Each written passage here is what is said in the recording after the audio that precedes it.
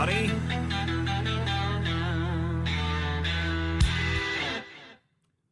Welcome back to the Political Theater, everybody. Thank you guys for joining us this evening.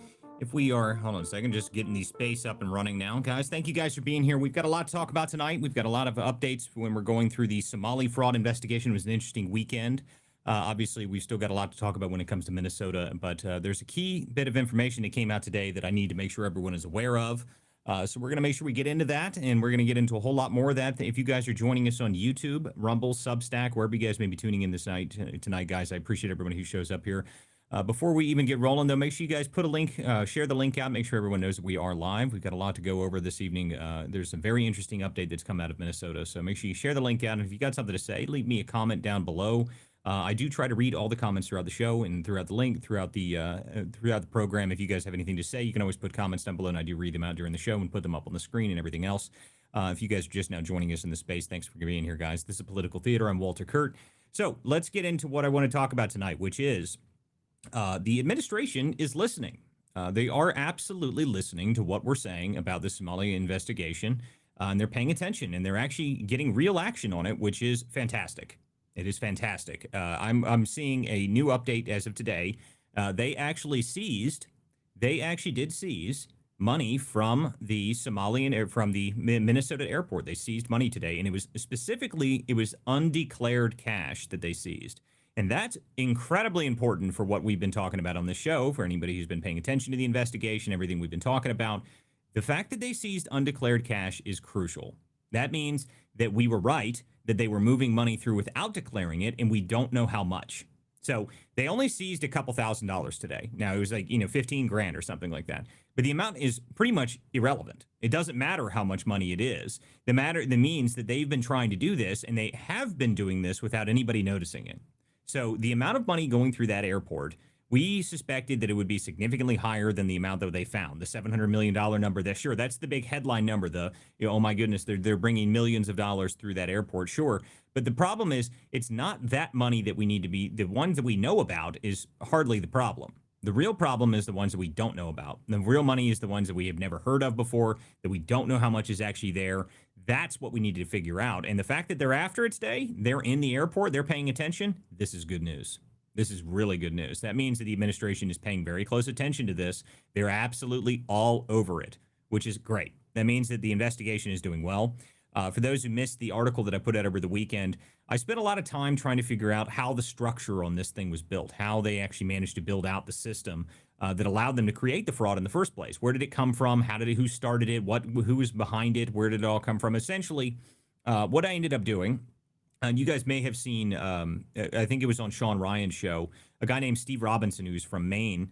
He's been another guy that I've been talking to when it comes to this investigation. And what he did was he came up with a program and actually wrote a software that was designed to scrape government databases for URLs that he couldn't figure out or he couldn't find. So they actually built a program that did it. And that's actually what ended up happening. He scrapes this thing out, and he figured out there was a bunch of, he was going after no competition grants and no competition contracts, essentially. That's what he was looking for. But it gave me a brilliant idea, and I don't know why I hadn't thought of it. Why don't I build something that can do the same sort of thing, and I can look for specific documents within the U.S. government from specific agencies and see where it's all going? Well, so that's exactly what I did. I spent that entire day, most of the day yesterday, building a software that was specifically designed to do that, and I made one work, and I got it up and running, and I scraped the entire U.S. government for everything that exists when it comes to Office of Refugee Resettlement. Now, the reason I did that, the reason I was going after the Office of Refugee Resettlement, I haven't talked about this yet, but essentially all of the grants that were going to these different programs, so we're funneling them into the Somalian fraud investigation. Why were they doing that? Where did they come from? Well, it turns out that back in the 80s, in the early 80s, we came up with a new system of how we were going to set up refugee settlement. Refugee resettlement was changed then, and it was under a group called or it was an act called the Wilson-Fish Act. And it was designed so that they could have humanitarian organizations and humanitarian grants be administered and managed by humanitarian organizations.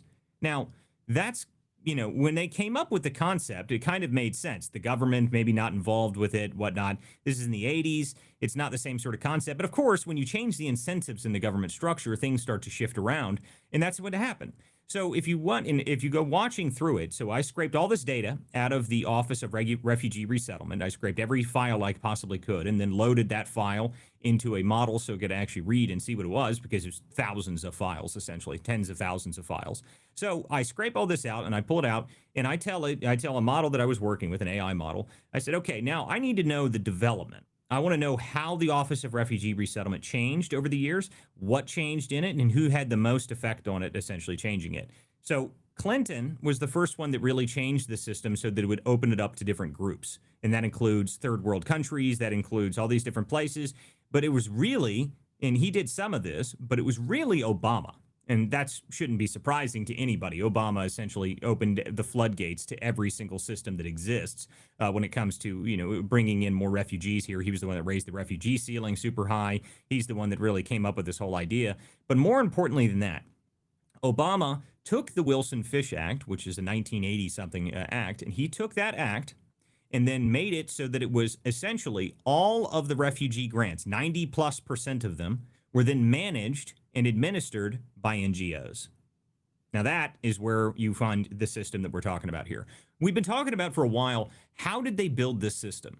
How did they come up with it? Where did it come from? What did they do to create it? Who came up with it? Because it's not the Somalis who came up with this. Everybody's aware of that, okay? No one believes that the Somali people came up with this brilliant, international fraud scheme that they managed to, fleece money out of the country and then fly it all over the world. They didn't come up with it, okay? We know that. We're very, very, very well aware of that fact, okay?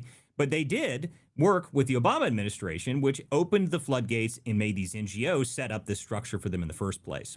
So Obama's system essentially created the network that allowed this fraud system to be scaled out.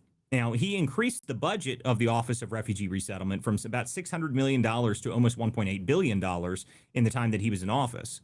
So the budget for that office grew dramatically. But not only that, I was just talking just a few moments ago with Insurrection Barbie, for those who follow that account on here. She's also been talking about these NGO structures.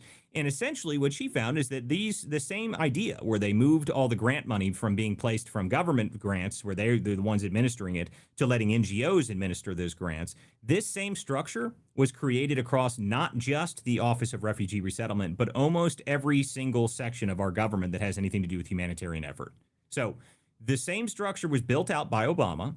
He set it up so that he can move the money around, let NGOs administer the grants. And the key for the Office of Refugee Resettlement, which is crucial to what we're talking about, is that it was then managed by the refugees themselves, which is kind of a problem. Okay, which is kind of a problem when the refugees, they're the ones giving themselves grants for programs that are supposed to come from the U.S. tax dollars. Well, that's kind of an issue, you would think. But not to them. To them, the idea was, well, now we've got a whole structure built. We've got a whole system set up so the refugees run it, the refugees get the money, and the refugees do whatever we tell them with it so that they can keep accessing the money. And of course, they're incentivized to do so because it's all government money. It's not theirs in the first place. So that's where we got into the point where I wrote the article that was Obama's third world fraud scheme.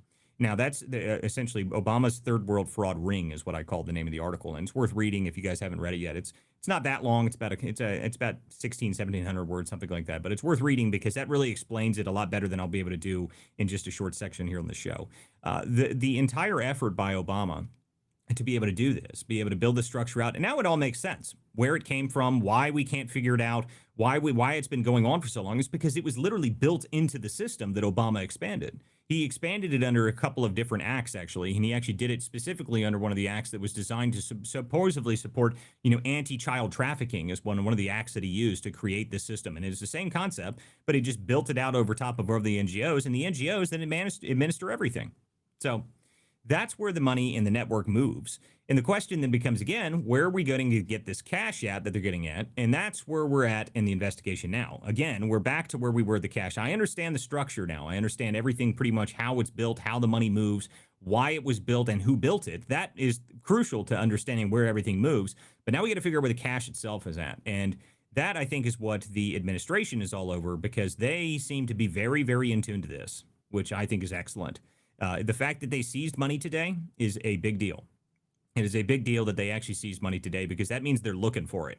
And if they're looking for the cash, I think they're going to find a lot more of it than just the $15,000 that they seized today in the Minneapolis airport. And they should, if they're listening to any of the stuff that we're talking about, don't just look at Minneapolis. Look at any airport that has a significant international group that runs within the airport. So Minneapolis happens to have 1,000 Somalis that work there, and there's like 2,500 East Africans that work there in that airport. But it should be significantly higher than that, because we got to go look at all the other airports and see where all of the money's moving for all of the different groups across the country, because the amount of money that's being pumped out of the system and being sent overseas is got to be in the tunes of billions of dollars. And on that note, specifically, Kristi Noem came out earlier today and said that she is estimating the amount of fraud at $19 billion now. So the original number when we first started looking at it was like something like 2 or 3 billion. And then they said, well, no, it's going to be 8 or 9 billion. Well, now Kristi Noem is saying it's upwards of $19 billion. And the question is, where is all that money going? Because I guarantee you what we're going to find as we continue through this investigation is it's going to go out and it's going to come right back in. That's what I think is happening with most of it. Now, some of it's obviously being used to pay the people that are muling the money around, but I'm telling you right now, I'll bet you a significant portion of that money comes right back here. And the other problem is, once you have cash, and if you say they're sending out that $700 million in cash, well, what about the other half of it? Because there's going to be a lot more than $700 million. And the problem is, when you have the cash, you don't know where the cash, what the original amount was, right? You don't know how much cash they had initially to be able to then send this out. Well, we don't know how much money they have. That cash can be anywhere. It can be moved in all sorts of different places. It can be moved all over the country. It can be done all the sorts of different ways without having to declare and moving it out of the country. Who knows what they did with it, which is what we're going to be looking into next. So I think, again, to me, the physical cash aspect of it and the amount that they did, I think that's crucial. I think that's crucial because that's going to be the downfall of this whole system. The fact that they got so greedy, and it's kind of comical, because this is a very similar thing they did with the EPA. This is a very similar thing they did with a number of different programs. Everyone remembers the Stacey Abrams fact that she had some little NGO that had like $100 in it or something like that, and then suddenly got a $2 billion grant. And it was supposed to, move refrigerators or some shit around. I mean, it was a completely nonsense, system. But this is the same concept. It's how they're moving the money around. They're pushing it into the NGOs, and they're letting the grants be administered by the NGOs themselves. And that's a huge problem. That is a huge problem. And I think now they're onto the fact that not only were they doing that, they got greedy. And I think they got greedy because they knew when Trump came in, they didn't know what they were going to do. So they just started funneling the money out as fast as they possibly could, because they needed to have the excess cash. And I think that's really what happened. I think they saw, oh no, Trump's going to end up winning this election. We're going to have to get the money out as fast as we can. Up the money going out. Up it up, up it up, it up it up. I mean, then Minneapolis became a perfect place for it, because they own they control the entire state government there. So they had the ability to do that. Plus they had an airport that they knew that was run by the Somalian groups, so they could funnel the cash out of there easier. So that, I think, is what the biggest part about this is that it was obviously set up, built, and designed by the Obama administration, flushed out even further underneath the Biden administration. And when they realized that Trump was going to come in and they were about to get the money spigot shut off, then they panicked a bit and they started getting sloppy. And I think that's where we get the $700 million in cash from. I think that's sloppy. I think that's the way that they were doing it before was probably a little bit slower, but they realized, oh no, we've got to get this stuff out of here. So they just started sending Somalis through the airport with $3 million bags of cash. And they just assumed no one would catch it, but now we have caught it, and now we're on to the fact that where's that source from? Where is the cash source from? And that's the most crucial part of all of this. So that's what we're going to be heading into next. And make sure, everybody, if you guys want to keep part of this investigation, make sure you get a subscribe on WCDispatch.com. Everybody who's joined in on YouTube, Substack, Rumble, wherever you guys may be tuning in, thanks for being here, guys. Let's get into the rest of the show here. I'm going to bring in my co-host. We've got Chris Marino here on the show. What is happening, Chris? Let's see if I can get the actual thing to work. There we go. What's up, buddy? What's going on, man? Just got back from my big old B-Day celebration. Turned the big 45, and happy birthday, buddy. Thanks, man. Yeah, it's I officially tomorrow I turn 45, but well, what the hell? I can't wish you a birthday when it's not your birthday. What the hell's the matter with you? Maybe this show will go to midnight and we can celebrate. No, maybe we might keep the space open a little bit longer. I don't know. I've got to fly tomorrow. I got a long day tomorrow. I got a bunch of stuff I got to do. I'm gonna end up in DC tomorrow. So, by the way, guys, it'll be a video show tomorrow night. We're not going to do a space tomorrow night, just so everyone is aware. Video show only tomorrow night. You can always find the video show on WCDispatch.com, or you can find it on X. Obviously, we broadcast everywhere that we can. Walter. So, yes, what's up, Jacktron? Sorry, I don't mean to cut you off, but if you're going to DC, you need to make sure that you pay a stop to John Thune's office. John Thune's office? No, I don't need to go see John Thune. That's the last person that I want to talk to be honest with you. I do not like that man. So I heard your monologue, and I heard you mention Stacey Abrams and all these other folks, and this is just crazy, man, at this point in time. But do you guys remember when she, like, I think she created a book, she got a book deal, and like not very many people bought the book, so they had they fronted her like all this money, and you know, like they always do with all these folks with their shady book deals. Well, we've talked about the book deal problem many times before, but yes, yeah. I mean, for those who are unaware of the book deal issue, this is something that Chris and I think it might really just be us that have talked about this, Chris, but the concept that their book deals are run by, it's not real. Like, no one reads these books. No one reads these things, but what they do with them is they take the books and they give their friends book deals, and that's the payment system. Like, and that's the payment system, which I think is pretty funny. Hold on a second. We say we've got a lot of echo going on here. I don't see any echo issue here. I should have echo suppression turned off. Do you have echo suppression turned off, Chris? Echo cancellation on? Yeah, I have it on. Yeah, I don't know what the deal is then. Shouldn't be like that. But well, anyway, guys, if it continues, just let me know and I'll see if I can fix the audio. But should be all right. Go ahead, Jacktron. No, I was just gonna say the reason I was gonna say go to Thune's office just to ask him why he hasn't passed the SAVE Act yet. Well, I mean, he needs to. The SAVE Act needs to be passed, and this stuff is, again, but to me, the only way that's going to get through, guys, is they're going to have to do something with the filibuster, and I'm telling you right now, I don't think it'll happen. I do not think it'll happen at all. I you know, as much as I'd say it would be great if it happened, I just don't think so. Maybe I'm wrong, but I doubt it. I really do. By the way, guys, if you would like to join the show now, if you guys are on the X Space, you are welcome to request and come up here and chime in yourself. If you want to ask questions, if you want to come up here and talk about, you know, something else, who cares? You can come up here and ask questions, talk. You're welcome to join the show now. We've got it up live on the X Space here. And if you guys are in the comments on any of the other platforms, you're more than welcome to put comments there, and we do read them out through during the show. Chris, if you got any echo issues, I don't know, but it seems like everything's fine on my end. So No, I'm still now I barely hear you. Really? No, now I hear you. There we go. Yeah. Yeah. Okay. I think that sounds better. I don't get any echoes. I'm getting a little bit. I don't know. I don't hear any echo personally, but anyway, guys, let's move on here and keep doing. And if there's echo, we'll see if we can figure it out. Looks like it's just Chris's mic. Yeah, it's a couple people saying it's just your mic that they're hearing echoes. I don't know. Let me see if I can. Maybe it's something on my end. Let me look. I don't think so though. Audio. No, it doesn't look like it. I don't have any echo issue, guys. So sorry. I'll see if I can figure it out, but I don't see anything like that right now. At least, doesn't look like it. But if there's, it'll buff out. Whatever. Okay, let's keep going here though. Let's see. We brought up Angel of Depth. What's up, Angel? Hey, how's it going? I'm doing just fine. How are you? I'm well. I DM'd you a flow chart for financial stuff regarding that act that you mentioned, and as much as I could possibly do in like 2 minutes. But yeah, check your DMs later if you feel like it. Thank you. Yeah. On which act are you talking about? Fish something act.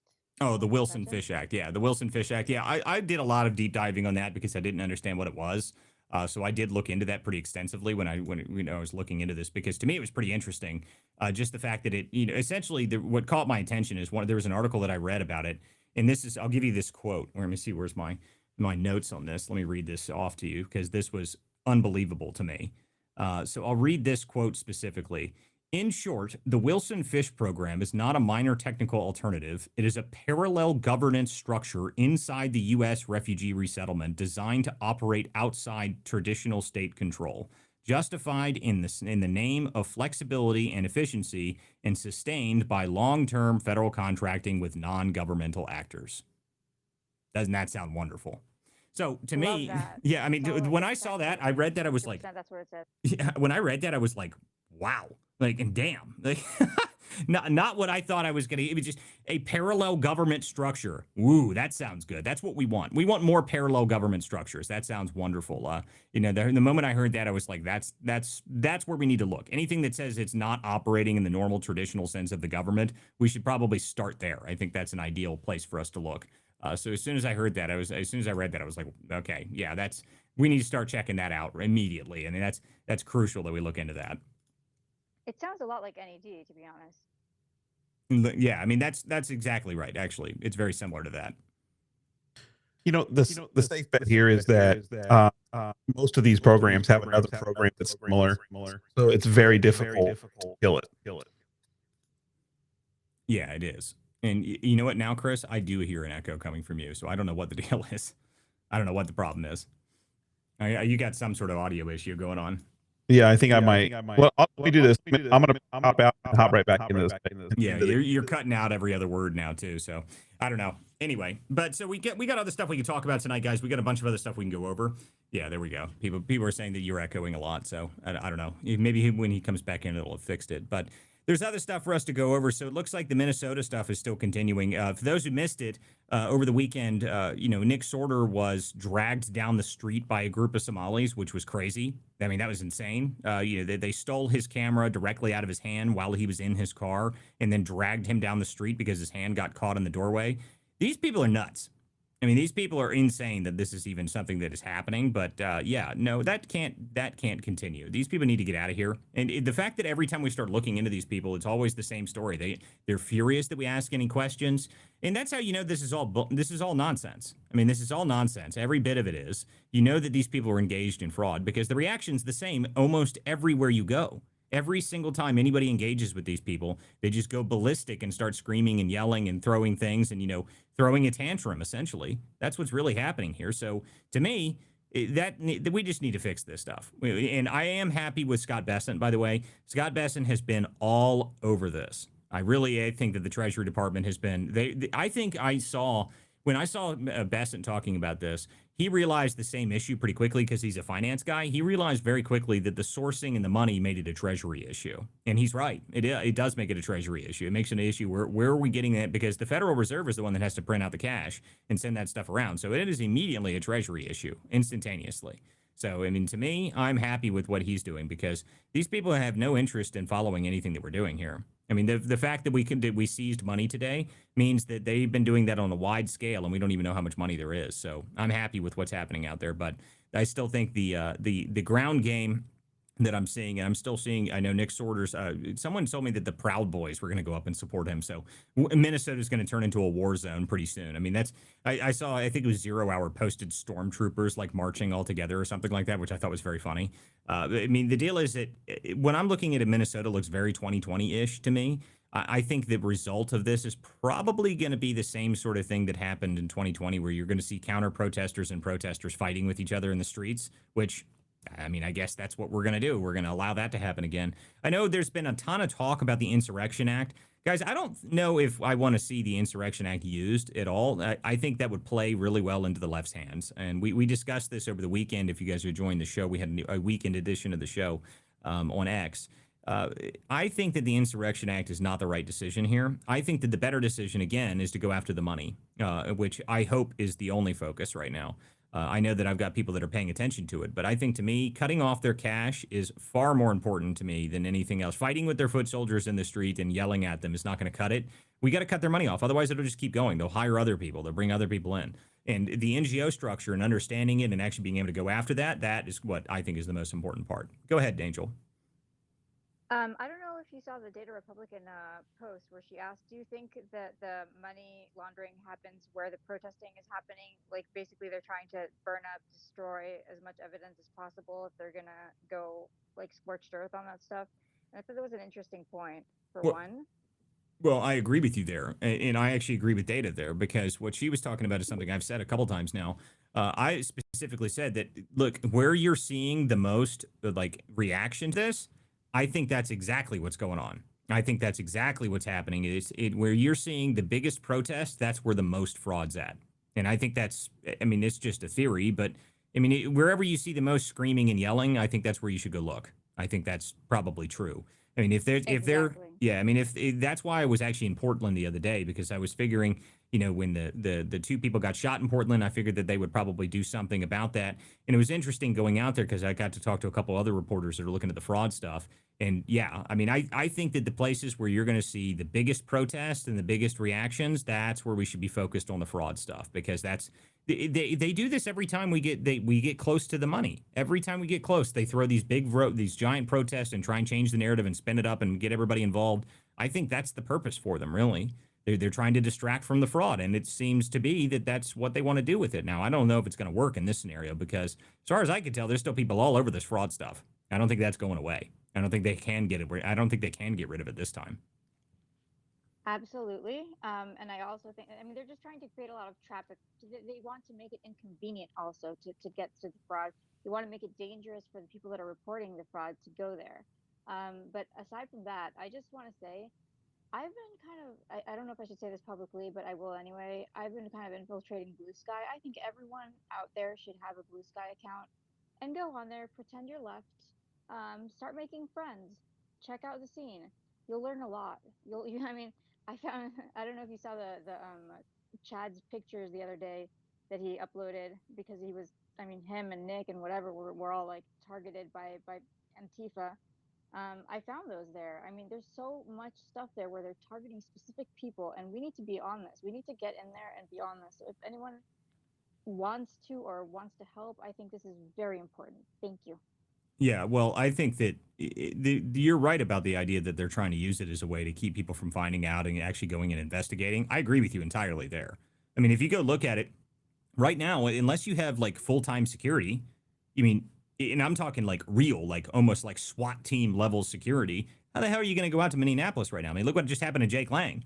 And like I said, I'm not some big fan of Jake Lang, but being mobbed in the street like like an animal, I mean, he got beat to hell by like 50 people. I mean, that was crazy.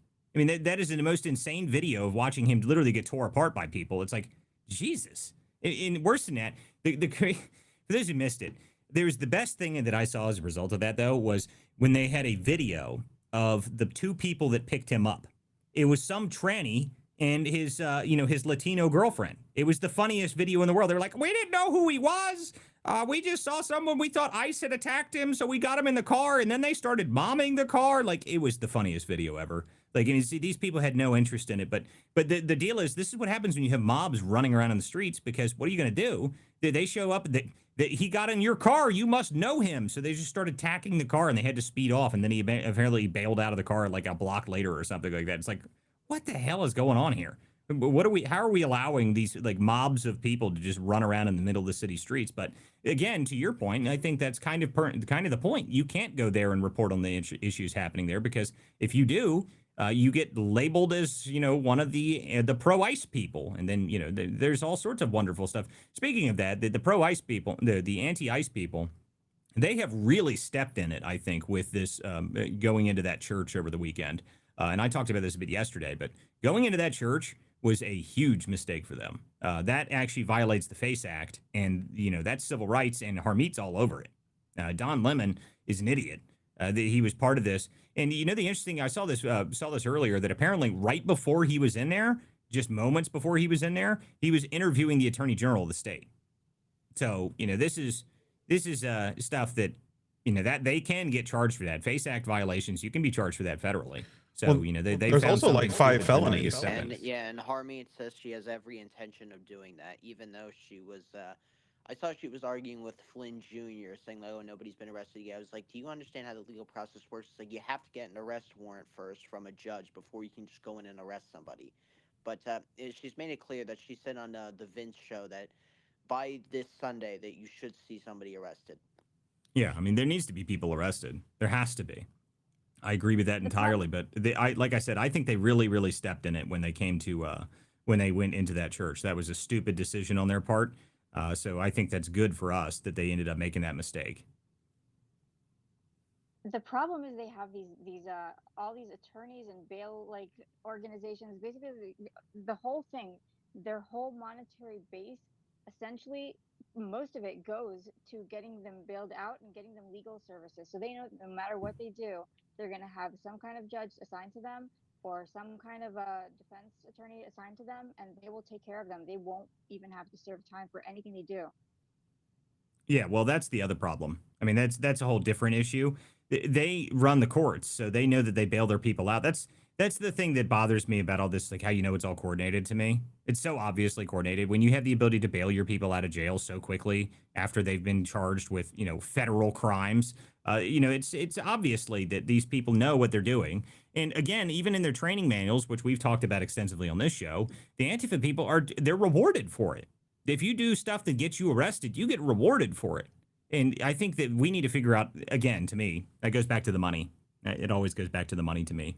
You got to figure out how to cut the reward system off. You got to figure out how to cut the incentive structure off. Because if these people, when they go to jail, if they're sitting there and they can't get bailed out of jail, then I think you'll start seeing a bit of a change. If they're stuck in jail for a couple weeks or something like that while they're waiting on their trial, or they're just not getting bailed out by anybody else and they have to have family or somebody bail them out instead of the government or whoever the hell it is that's bailing these people out, I think you're going to see a significant change in the attitude of people if you suddenly involve their actual cash that they have to use themselves to defend themselves in court and get themselves bailed out of jail. Yeah, you're going to see a big change there, which to me, I have seen a couple posts from the FBI saying that they're talking about going after the funding for these people, which to me, good. I would love that, but I have yet to see it happen. Okay, we've been doing this for a year.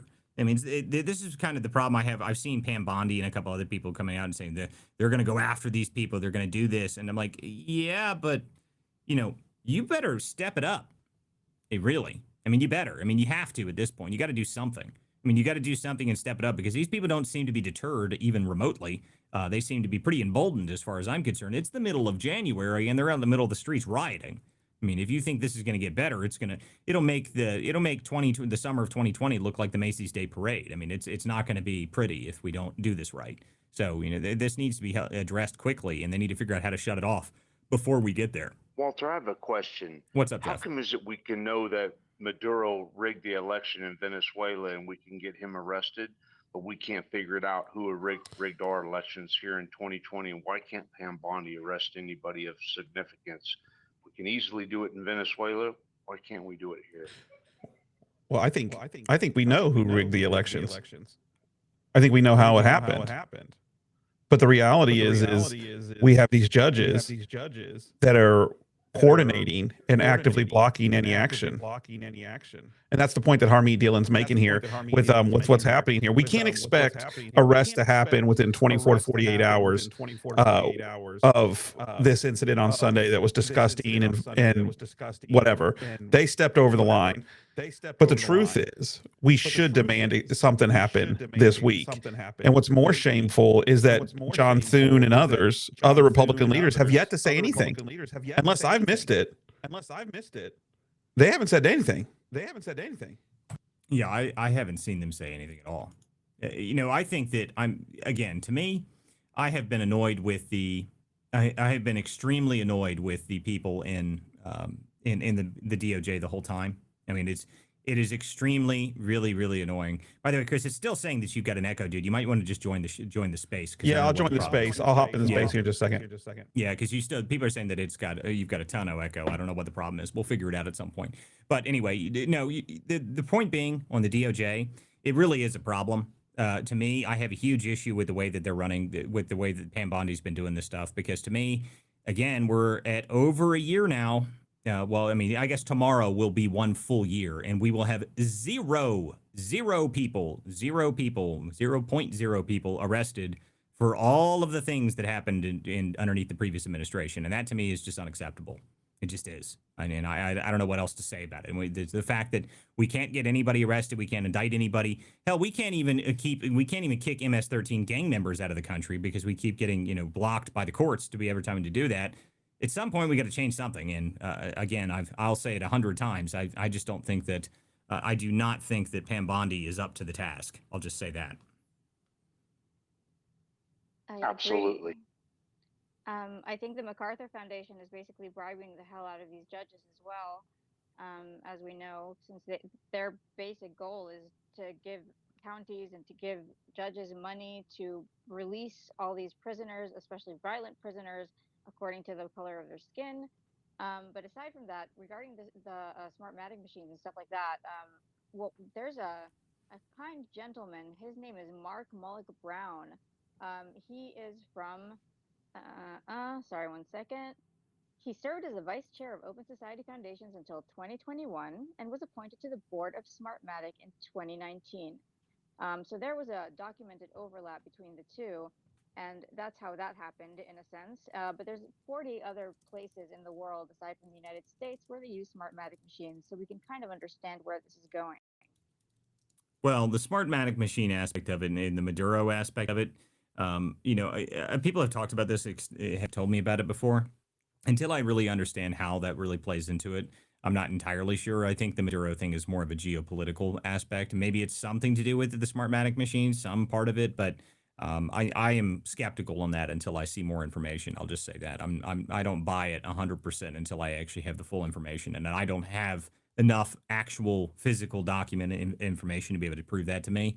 Maduro, I think the thing about Maduro, it kind of proves that it's easier for us to deal with the problems in foreign nations than it is for us to deal with the problems here. I mean, when it's the power of the executive and the military doing things, we can do that pretty quickly. We can do it very effectively, and we're very good at it. But the problem is when on our own shores, it is much more difficult. Every time Trump does anything, we get blocked in the courts almost immediately. I mean, it's instantaneous. They block every single thing that we do in the courts, no matter what we do. So it's a huge problem. I mean, it's a huge problem for us to be able to fight off the courts and try to figure out how we're going to defeat the left when they seem to have a captured system, and especially in places like Minnesota, where you know for a fact that they have complete and total control over top of, they own the state, they own the legislature, they own the governorship, they own the attorney general. They've got everything. So it's very difficult for us to actually get progress to be done in those states. And you can already see what happens every time we deploy the National Guard or do anything. They immediately get blocked in the courts, which to me, I don't know. I still think that the federal government at some point, I feel as if it should fall to the federal government if the states themselves, if they cannot maintain order in their own country, like how do you deal with it then? If the states can't maintain order, then I think the federal government is supposed to maintain order. Well, the supremacy clause is key here, right? And these judges continue to rule on and make rulings that they know are not going to be upheld by the courts, but it's their job because they were appointed from like let's just use the district judge out of Minneapolis. She was the head of a woke leftist 501c3, was honored to be given a magistrate position, which is basically like a glorified judge position, and then Biden swept her in as an appointee to a U.S. district court position. Right? These folks are not. It's not like we're talking about these massive, bright constitutional scholars here. Okay, so their job is to make rulings that are tainting precedents, but more importantly, wasting taxpayer dollars. The supremacy clause is very clear. Where we are going to have a little bit of a constitutional crisis, I think, in Minnesota, is going to be the role with the National Guard. Obviously, Governor Walz has called, is put the National Guard on order. Clearly, the National Guard is there to defend the state and defend order in the state. But the question is going to be when we have federal agents on the ground and the National Guard on the ground, who controls that National Guard at that point? If Governor Walz is giving contradictory orders or telling them not to obey the President of the United States' orders, then we got the Commander in Chief who is giving orders to soldiers, and you got a governor here who's telling them to do the polar opposite. Yeah, well, I mean, that's the problem, really. And we've got counteracting, the governor of the state. I mean, you hear Walz out here. He's literally saying stuff like, we're at war with the federal government. I've never heard a governor say anything like that. I mean, that's pretty insane to me that we're hearing that. That's wild to me. I mean, you had the mayor, Walter, and we all saw the clip. You had the mayor who said he's urging the Minneapolis Police Department to take on ICE. And you saw the chief of police raise his eyebrows like, what did he just say? Because he knew what that means, right? I mean, these folks are out of, and of course they had nothing to say on Sunday about the church being raided by these communists, because this is what these are. These are, just so we're clear here, these are Fidelismo communist tactics that are used in Latin America, right? This is like the Fidel Castro version of communism. This is the tactics that they use in Latin America to do these things. But here's the problem. When you don't have any Republicans speaking out and condemning the Christian church is being raided, and you have silence from Democrat leftist politicians, you leave Christians out there, people of faith, that probably voted Democrat. Let's be real, in the area, the percentage of those people in there clearly voted Democrat at some point, and they're over here being attacked in a place of worship, which is highly illegal across multiple felonies. And you don't even have the leaders of the Republican, like the Speaker of the House and the Senate Majority Leader, who's from a neighboring state, make a public comment and demand accountability. I am so blown away at the lack of reality on the ground right now. There are a ton of people on these platforms, a ton of influencers. You got obviously Scott Pressler, Brandon Strock, a whole TPUSA, a whole bunch of people who have their eye on the mission. But in situations like this, what if you can't fight for the church to be able to peacefully assemble without Marxist communists, storming in? What are you even doing in an elected position? Right. I mean, that's what's nuts about it to me. But to me, they seem like this is what they want. They're okay with it. They don't care. Doesn't seem to bother them one bit, apparently. They can do whatever the hell they want, apparently. They're perfectly okay with it being as ridiculous as possible. And again, Walls is out here saying that, we're at war with the federal government, apparently. I mean, to me, the fact that he's even saying stuff like that that's the craziest part about all of it to me. The fact that he's even out here just directly saying that, we're at war with the federal government. That's wild in my eyes. And Walz was supposed to be the federal government. He was supposed to be. We dodged a bullet like crazy. He was supposed to be the vice president. But I just want to say, blocking a road is also a felony in the United States. Do they care? No, they don't. Is anything happening with that? No, it's not happening. Like they just understand that they can do whatever the hell they want, and they're gonna get out of jail for free. Like it's just something's got to give. Well, and that's cover up for all the fraud. The $18 billion, he's just covering it up. Well, I mean, this is part of it, right? And this is what we were saying a few minutes ago, that the fraud itself is very likely being used specifically so they can cover things up. I mean, it's not surprising to me that, they have some ridiculous leftist that is some, lesbian woman that shows up, drives 5 hours from where she lives to show up at an ICE protest and protest ICE at, early in the morning, gets shot, and then they suddenly turn her into some poet. I mean, it's just absurd, really. It is completely absurd that that's what they decide to. Oh yeah, she's a saint, she's a poet. I mean, it's just the same thing. There's no difference really. It's same thing as Saint Floyd of fentanyl. I mean, it really is no difference. Okay, they're coming up with anything they can, and what they're really looking for, they're looking for their next George Floyd type person. I don't think this one played in that well. I don't think it did. I don't think it's going to work out that well for them. I don't think you're going to convince enough people to show up in the streets for some random lesbian woman that showed up and was driving her car in the middle of the street and then drove it into an officer. Especially once everyone saw the actual video where you can hear the officer being hit by the car. I mean, it didn't sound like he got just brushed. He got hit by the car. So, he was wounded, yeah. Yeah, I mean, he was hurt. Well, you know where they messed up, though, Walter, okay? Like, obviously, going into a church across multiple lines is just a no-go. You don't do that, right?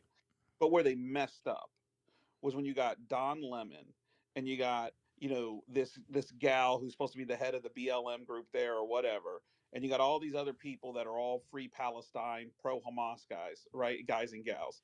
And they go into this church and they start demanding, justice for Somalis and for these illegal immigrants that are let's be real here right now. We're not talking about people who are over here making tacos, right? We're talking about sexual predators, actual cartel members.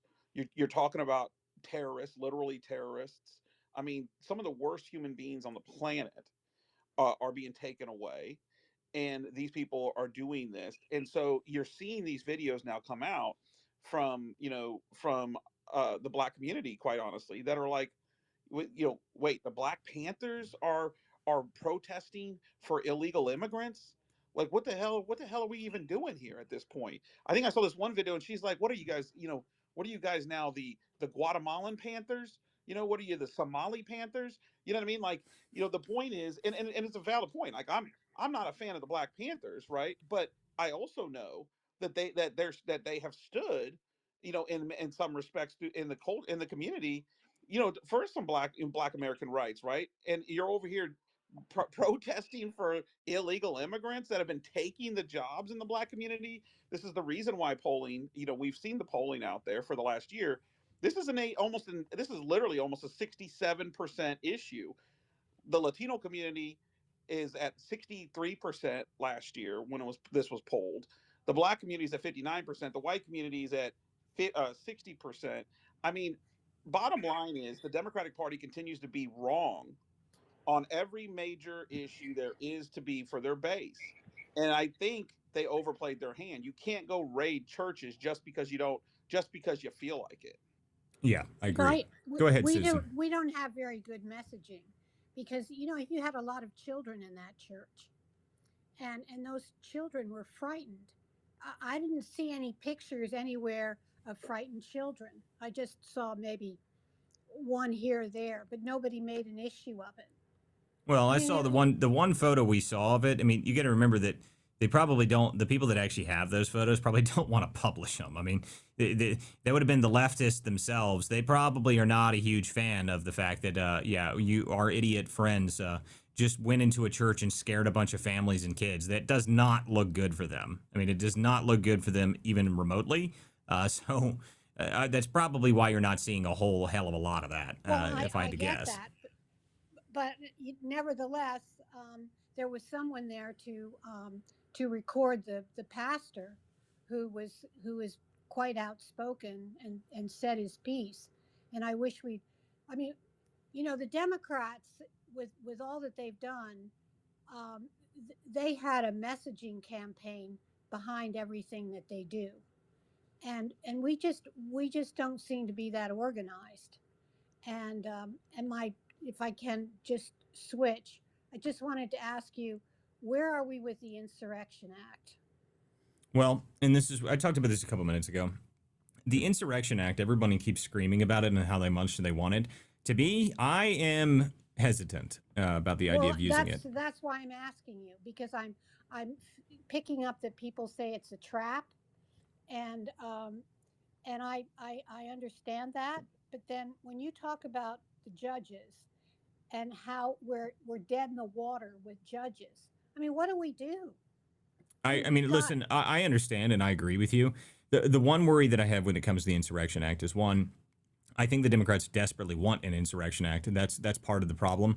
But not only that, if he has to use the Insurrection Act, and if this is something that we think might persist, imagine we use the Insurrection Act and then it gets struck down by the courts immediately, and then we have no ability to defend anything when we get into the summer, when these riots will probably get way worse. To the judges.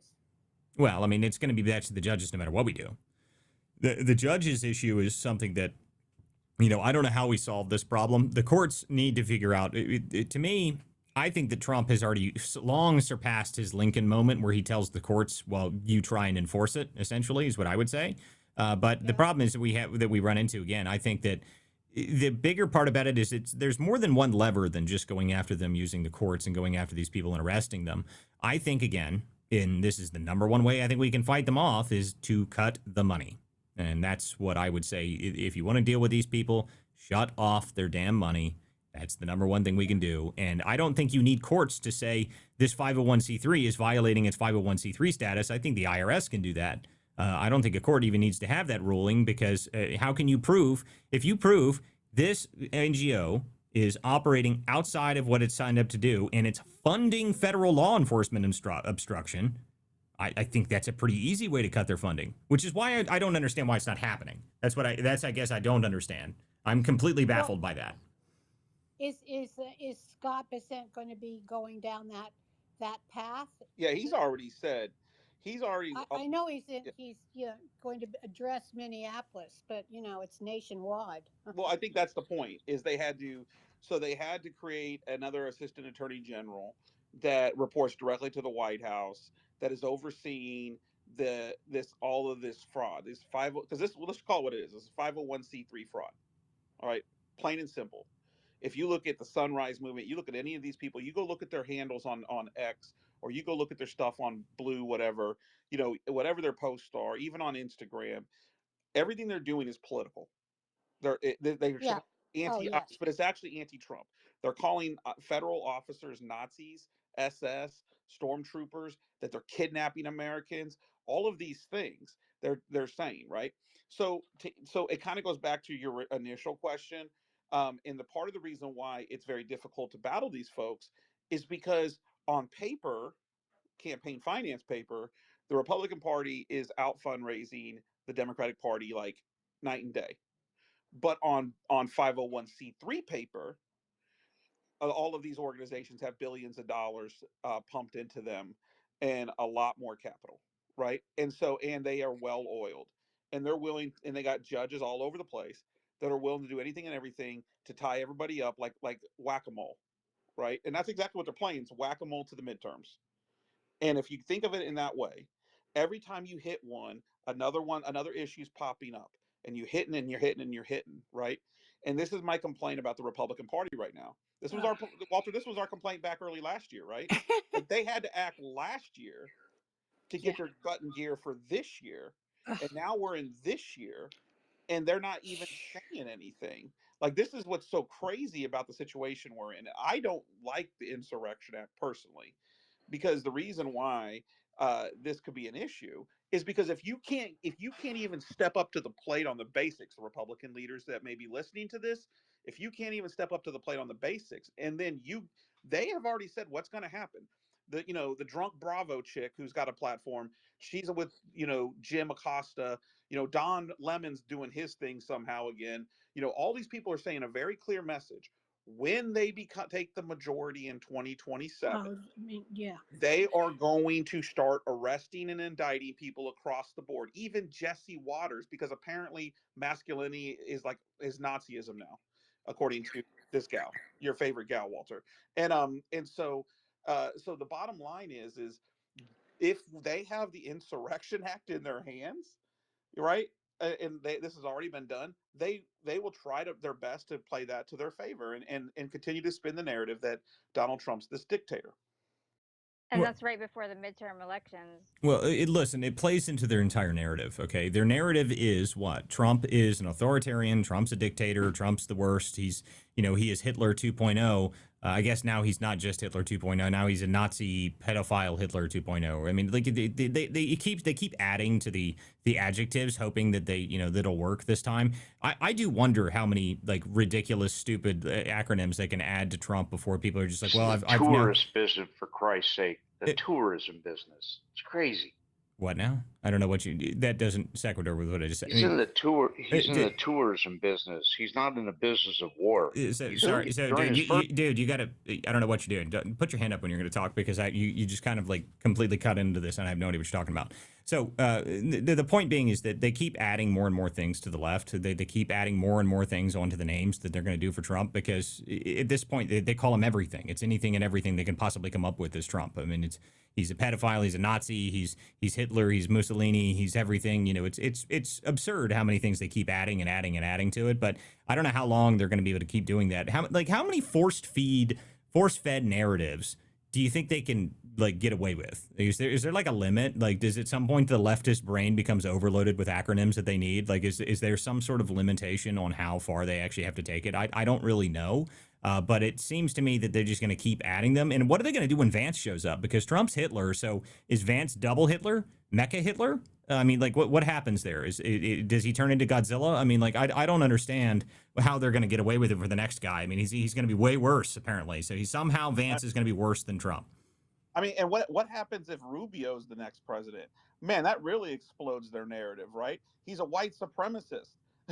He's Fidel Castro. Oh, maybe they'll start hating communists. That'd be funny. That'd be hysterical if they start hating Cubans and they start going after them on that means. That would be very funny, actually. I do have to correct you. What's that? Leftist brain is an oxymoron, and that's going to be a bit of a problem. I'm not sure if like. Oh, leftist brain. Yeah, I mean that's true. I mean there is very limited capacity when it comes to the left and their intelligence. But the amazing thing is that they keep getting away with it. I mean the people that are like the random protesters you see chanting in the streets. Like I don't know how do you get through to those people? I don't know. And this is why I tell everybody, like, I don't see any purpose in fighting with their foot soldiers. The only thing you can do is stop giving them pre-printed signs and tons of speakers that show up out of anywhere and, professional sound systems and everything else. I think that'll have a huge effect on not having them be out there. I mean, that's the way I look at it, at least. They want the commotion. They want the chaos. We need to not fight with them. We need to just completely ignore them like they're nothing. And I mean, honestly, we need to infiltrate. I think we need to infiltrate as much as possible. Now, regarding what Christopher was saying, like, and what you guys were saying, calling him Nazi, calling him like all these names. There's far worse stuff. Like on I think Edie is here also. She found people talking about which shotgun they're going to use to kill ICE people. And I mean, Listen. The ICE stuff, the anti-ICE stuff. I've been saying this for a while now. That is going to backfire on them dramatically. Okay, that's going to backfire on them horribly, and I'll tell you why. Because all it really is, at the end of the day, these ICE protests, it is the exact same thing as defund the police. There is no difference. Zero. None. Not even remotely. There is no difference. It is defund the police. It's the same talking points. It's the same people pushing it. It's the same reaction to law enforcement. And I'll tell you right now that normal Americans don't like it when you're out there attacking law enforcement. It is not a popular thing. Defund the police was very unpopular for them. It was very bad for them. It did not go well for them at all.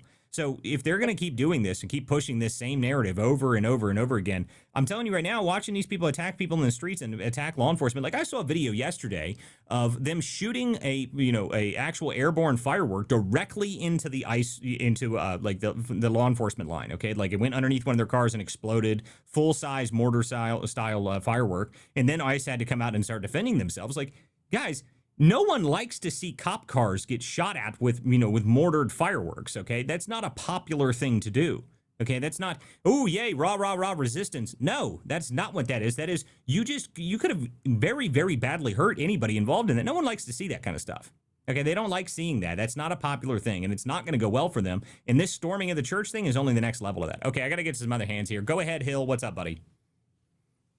How you doing, Walter? What's up, buddy? And company. Yeah, actually, I've got a lot of stuff. I may not get to everything in here because I don't want to take up too much time. But one thing I wanted to comment on is that all these NGOs really sound like the Enron affair to me, the way that they're all structured. So I don't remember exactly how they went after Enron, but maybe they're taking a page from that, because all these offshore and shell companies and God knows what. I mean, Enron was a real mess. Well, Enron, at the end of it, they got it overturned at the Supreme Court. So, meaning Enron won their Supreme Court appeal. But then there was no more Enron left by that point. Yeah, I mean, of course. I mean, by that point, they had already destroyed them. But the point that I'm saying is that, Enron didn't even actually really lose the court at the end of that. But, of course, there was no Enron left because they had dragged them and destroyed them. But, yes, I mean, yes, they did successfully lawfare Enron to death. That is true. But, that's just something a lot of people don't understand. Well, maybe that's not a good analogy then. But so a couple of questions. One is, why is there no pipeline so I just imagine this: you're in the Trump administration and a judge countermands an executive order. Why isn't there a fast track process to go and, file a court? I don't even know what it is, a brief, or file a suit against the judge. It seems like there's no operation here to handle this. Maybe there is, and I just don't know about it. But it seems like these things could be moved faster, and that the Trump administration could be attacking these judges as they pop up, because I guess we never know where they're going to come from, but they seem to be everywhere. That's one question. The other one is, and this is a different subject, why isn't there, or couldn't there be, an alliance for independent journalists and people who put themselves in harm's way to get them the kind of security they need, but also to have some pro bono lawyers that are willing to help them in the same way that the left helps the protesters who get arrested? So it seems like we're not learning that much from the other side. They're showing us how to do things, and we're not really paying attention all the time. And I just wanted to give you one update on some New York stuff. Today in the mail, I got a notice that there's a special election in the 47th Senate District. That's the state Senate district. And that happens to run from Greenwich Village through Chelsea, Hell's Kitchen, and almost the entire Upper West Side. So that's a pretty big chunk of Manhattan. And I didn't know anything about this, but apparently Eric Botcher, who is the 3rd District City Council member in Manhattan, is running unopposed. There isn't even a Republican candidate for this Senate seat in New York State. I don't know why, but that seems to be the case there. And I also had dinner on Saturday with a woman who works for the city, and she works in the department that manages homeless people. And I didn't want to ask her to say anything contradictory to her new boss, but things don't seem like they're in great shape over there. I mean, she told me they're still working on computers that are 12 years old, and they need 8,000 new ones, and they can't seem to get it together to get the stuff. And also, I didn't know this, but the city council cannot. I mean, the city council doesn't have the power of the purse. That's not at the city level. So if the city needs money, it has to always go to the state. And also, there is a new speaker for the city council named Julie Menin, who is, oddly enough, the first uh, Jewish speaker of the city council.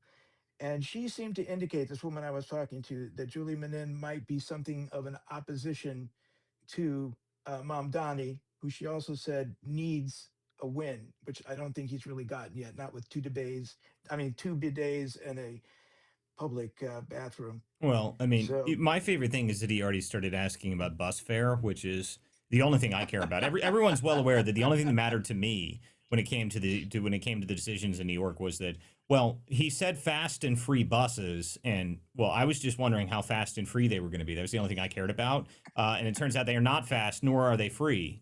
So that's already one promise that's been broken. So Mom Dami's 0 for 0 in my eyes. He hasn't got a single win yet. I mean, he's got nothing so far. He can't get his fast and free buses. When he went to the White House, he didn't even stand up really to Trump, so his base didn't like that. They were mad at him. yeah, So I don't know. I don't know how Mom Dami's going to do. Giving while we're on other states and we go through this, Virginia is about to be descending into all levels of progressive hell. If you guys haven't noticed that yet, the new state yeah, legislator has sat and they have already introduced so many radically absurd bills that Virginia, they're going to be, it's going to be Eastern California, which is what I used to call Virginia back when the left ran it before. It was Eastern California.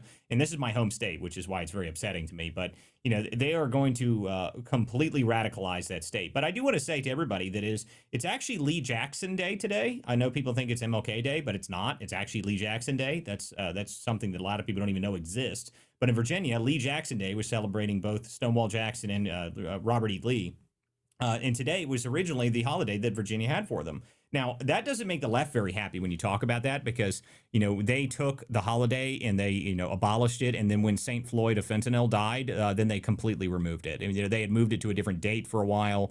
In 2000, they moved the date to, I think they moved it to like Election Day or something like that. But then after St. Floyd of fentanyl, they completely abolished the holiday. So, I like to remind everybody that it is still Lee Jackson Day, and the left doesn't really like that at all. But then no one even remembers that anymore because the progressives have just, they have run roughshod over top of the state so badly. But it is only going to get worse for poor Virginia. So, I hope that there's a motion right now where West Virginia may try to take all of Appalachia from Virginia, which would be incredible. I hope that happens. I'll happily call myself Western Virginian, like that. That's okay. Just take all of Southwest and Western Virginia. Make sure you include Shenandoah County. And I'll be okay with it. You just go right ahead with that. Is to do that as soon as possible. I don't care at all about being part of the D.C. circuit of swampiness that is now the progressive hell that is going to become Virginia. I'd be very happy if they just secede that section of Virginia to West Virginia. I think that's brilliant. Go ahead with that. Get that done as soon as possible.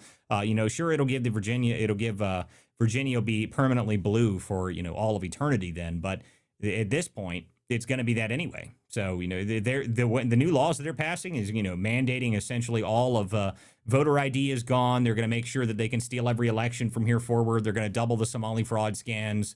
They're doing everything that every leftist state does. So, quickly secede is what I would say. Quickly. Do it faster. Walter, they had that bill that would ban paper ballots and mandate a requirement of electronic voting machines, and in recounts it would have to be done via the electronic voting machine and not actually physical hand counts with paper ballots. I mean, like, these people are so insane. But you know what? I mean, let's be honest here. The Republican Party would drop the ball there, right? And unfortunately, that's where it's at. I mean, like, what did they think was going to happen? They honestly believed that Abigail Spanberger was like a moderate. There are no moderates in the Democratic Party in Congress. I repeat, none, zero, zilch. They're gone. Okay. There's barely any in their voting base anymore.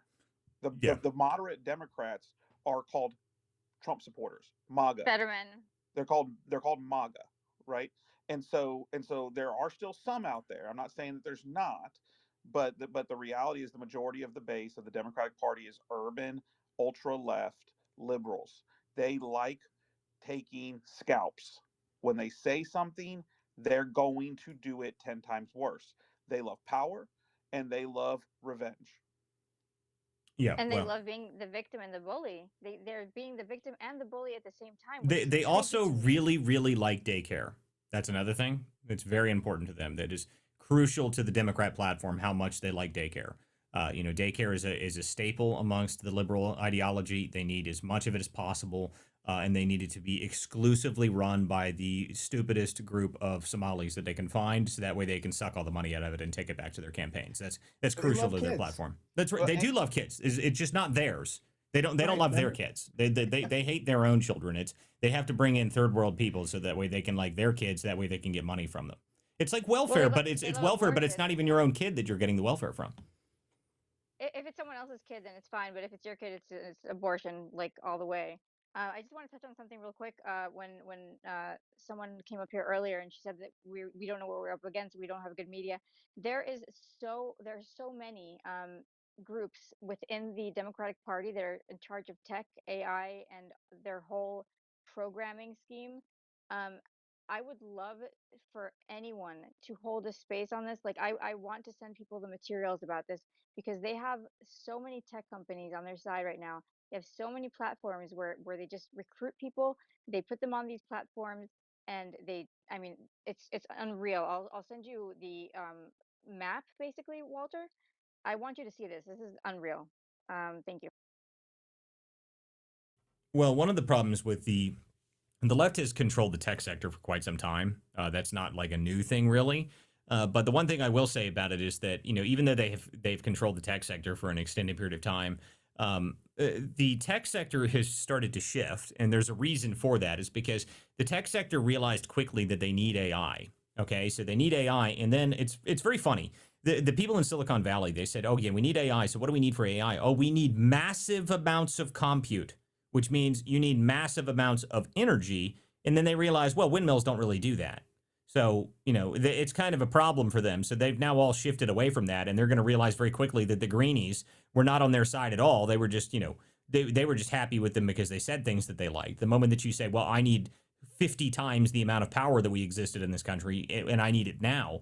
I mean, there's going to be, watch this happen over the next couple of years. There's going to be entire companies that come up specifically for power generation. They're just going to be generator companies. They're going to exist all over the place, and they're going to create tons and tons of new power. It's going to be very interesting to watch. It should be very funny because the left that you said love, absolutely adore green energy, is going to shift dramatically. And all the people in Silicon Valley and all those places, they're going to shift away from it even faster than anybody else because they need the power. So it's very funny when the calculus changes. They're like, oh, nope, we need power now. All right, everyone, what do we do to get power? All right, cut out all the coal plants. Do whatever we got to do. I mean, I think Elon Musk is buying like 1,000 generators an hour right now. I mean, I don't know how many he's got, but I can't imagine the backlog for the company that is ordering the generators for XAI. Like it's the giga plant that he's been building. It's what's it called, macro harder now or something like that. It's some ridiculous name, but just the amount of energy that they're going to have to create to be able to even get the compute that they need is going to be very funny to watch.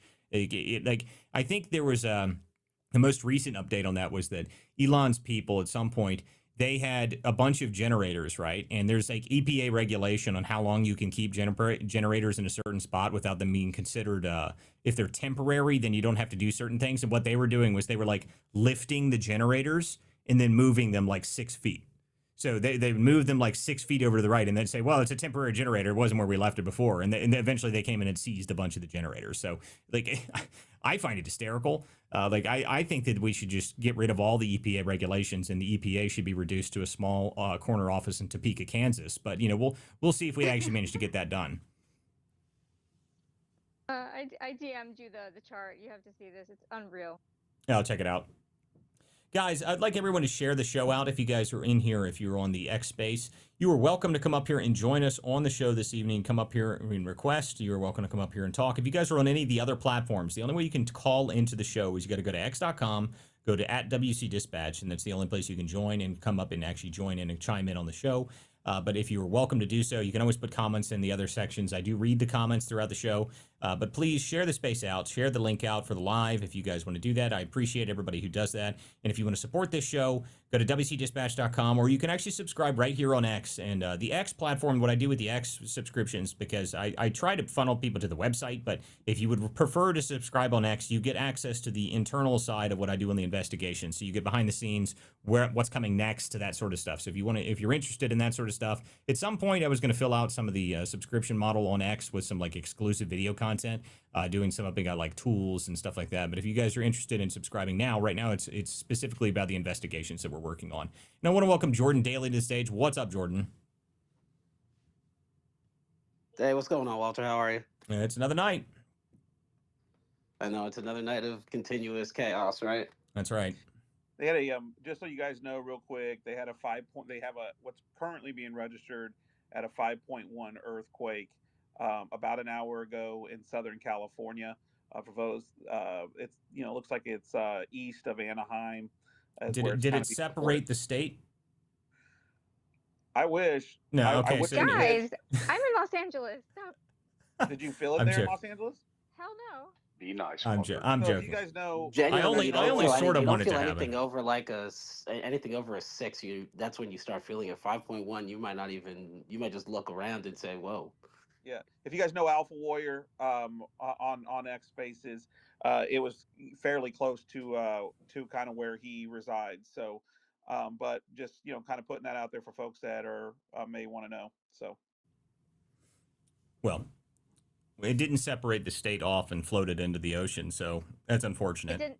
It didn't take out Gavin Newsom, so that's unfortunate. Yeah, that's also unfortunate. I mean, that we can only hope that that happens. But I think we're gonna get to have a full cycle of Newsom, baby. I mean, we're gonna get the weird hand motions, the maraca hands. We're gonna get a full election cycle of every bit of Gavin Newsom, which should just be endlessly entertaining.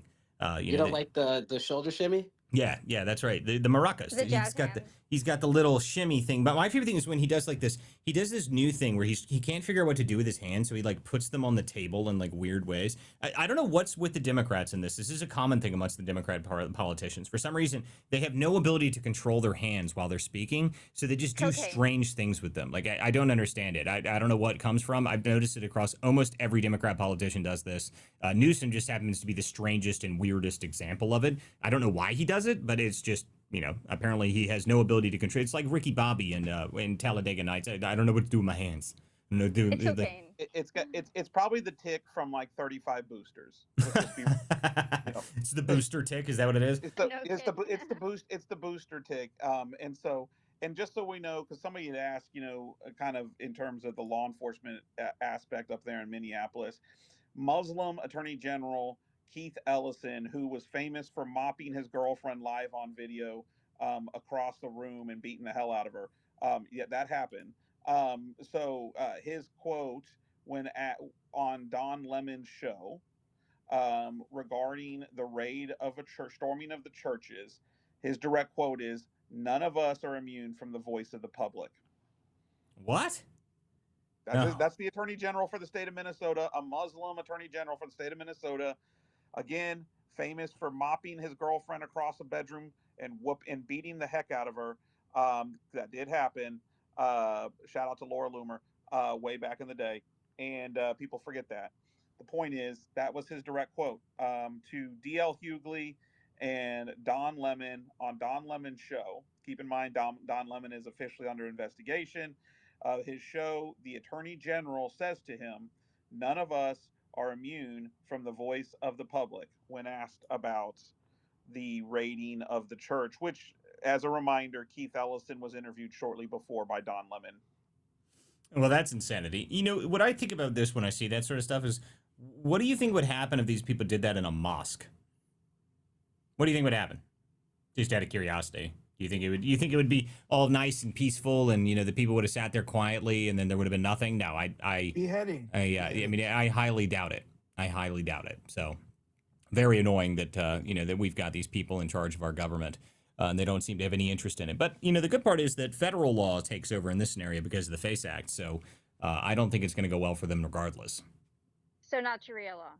Yeah, no, not Sharia law in this scenario. Definitely not. Definitely not. Okay, guys, if you want to come up here and join the show, you're welcome to do so. Make sure you guys share the link out. Keymaker, go ahead. Hey, Walt, thanks for having me up. Jordan, Chris, nice to be talking to you guys again. I see a bunch of familiar faces in here. I've been, I'm in Virginia, so it's I don't know. I mean, our governor is a whack job. So I don't know what else to say about that. And then I don't know what they're gonna do to this state. You know what I mean? Like I'm just waiting to see like how bad it actually gets, how far they're actually gonna go with it. But I try and ignore it. I try and just stay in my lane and ignore what these fools are doing. But yeah, I mean we got massive fraud here. I just don't know why the federal government doesn't really do anything. They don't pay really any attention to Virginia. They arrest there's like 14 million gang members here, and they arrest like 3 every once in a while. It's like it's retarded. But yeah, so in Virginia right now they have a lot of a lot of this fraud stuff, same exact shit you're finding like in Minnesota, same thing. And like the whole entire system, I think, has these like these holes, these loopholes, and these areas of exploit that are intentionally put there. It's intentional. It's like there's no possible way that you can just fill out like a retarded piece of paperwork, give it to the government, and they just start flooding your bank account with checks. And all you have to do is lie. They don't even check. They don't even fucking check if sorry for cursing, but they don't even check to see if you're like legit. They don't even. I mean, we have unregistered businesses that aren't even lawful corporations in the state of Virginia, just fucking operating all the time. They're just operating. They don't have insurance. They don't have licenses, and they're just consuming tax money. And it's starting to get to the point where I'm like what are we doing here? Like what are they trying to do? Are they trying? Is like the whole intention to just show the world, to make America look like a fool, to make our governmental system look like idiots, and that way they can bring in the communism, right? Like that's the only way that I can cut it is if you look at like everything that they've done. If you look at the Democrat platform, and it's not just them, you have some on the Republican side. Look at all of the stuff that they've actually passed, all of the work that they've done. Every single thing is like it's meant to derive fraud. And it's meant to go, it's literally meant to take your federal tax money, flood it into a state, and embezzle it into their campaigns and into their coffers. And I don't know how long it's been going on, right? Like I've only noticed it in my lifetime, about 15 years ago, but I'm starting to think that this goes back before I was even born, because I started seeing some laws that were passed even before that. And you start looking at the numbers. Like, I don't think anybody would be mad if everything was okay, right? Like, okay, free childcare. There is no free childcare. You can't get childcare in Virginia, but you can get fraudulent childcare and checks for having a fraudulent daycare in Virginia, just like you can in Minnesota, right? Like, we don't have any of these things that the tax money's paying for, right? Like, our roads are messed up, our bridges are messed up. We have these programs like first, one thing, like if you're homeless here in Virginia, there's nothing for you. There's nowhere for you to go. That's why there's homeless people on the streets. But yet there's companies and even churches getting hundreds of thousands of dollars. And I'm not going to say it's 100% because I know there are good people out here, and I know Virginia does. And I'm in Northern Virginia. I like to point that out. Like in Northern Virginia, I think it's like amplified 1,000x. But I really just I'm starting to get so fed up with it because it's like it's a waste of tax money. You would never do it. You would never waste your money that way. Well, how the hell are we going to continue this system that we have, allowing them to just steal our money? And I don't know, it's wild. It's so aggravating to see like what's going on. And every time I get into conversations or I go into other spaces where people are talking, you always notice one common thing, and that is that their theme is always just against America. No matter how far you just look into it, it's like, okay, look, we see a problem. Can we fix it? How can we fix it? Let's work together. They don't want to do that. They just want to destroy America.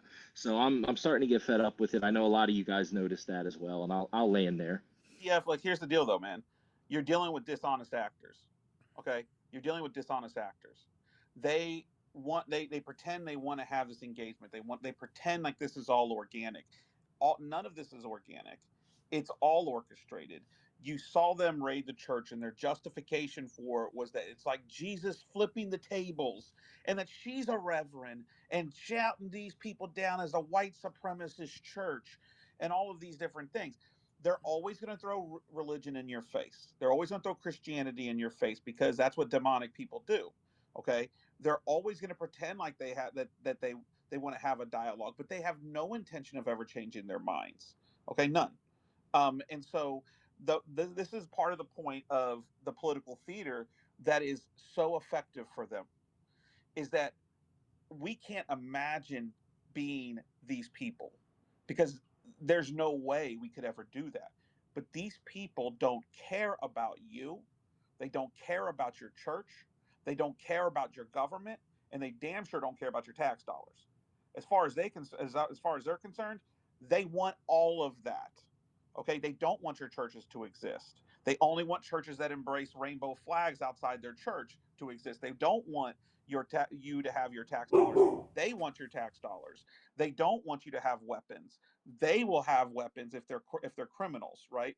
Like, this is the point. And actually, this former capo Michael Frances talks about how the Democratic Party today, sadly, I'm gonna say sadly, the Democratic Party today is an organized crime outfit.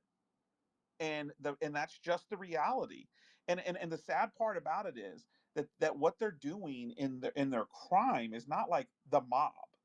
Okay, it is helping transnational terrorist organizations and communist narco cartels succeed. Hear that again. And so that's what they're doing. That's every time they do this, they're emboldening these people. So you can't engage with them. The best thing the right can do right now is constantly humiliate them and call them out for the fake that they are. Because the moment you go on there and like, oh my gosh, I can't believe they're doing this. Well, you have to believe that they're doing it, and you have to call it out for what it is. And if everybody's on message, that is effective.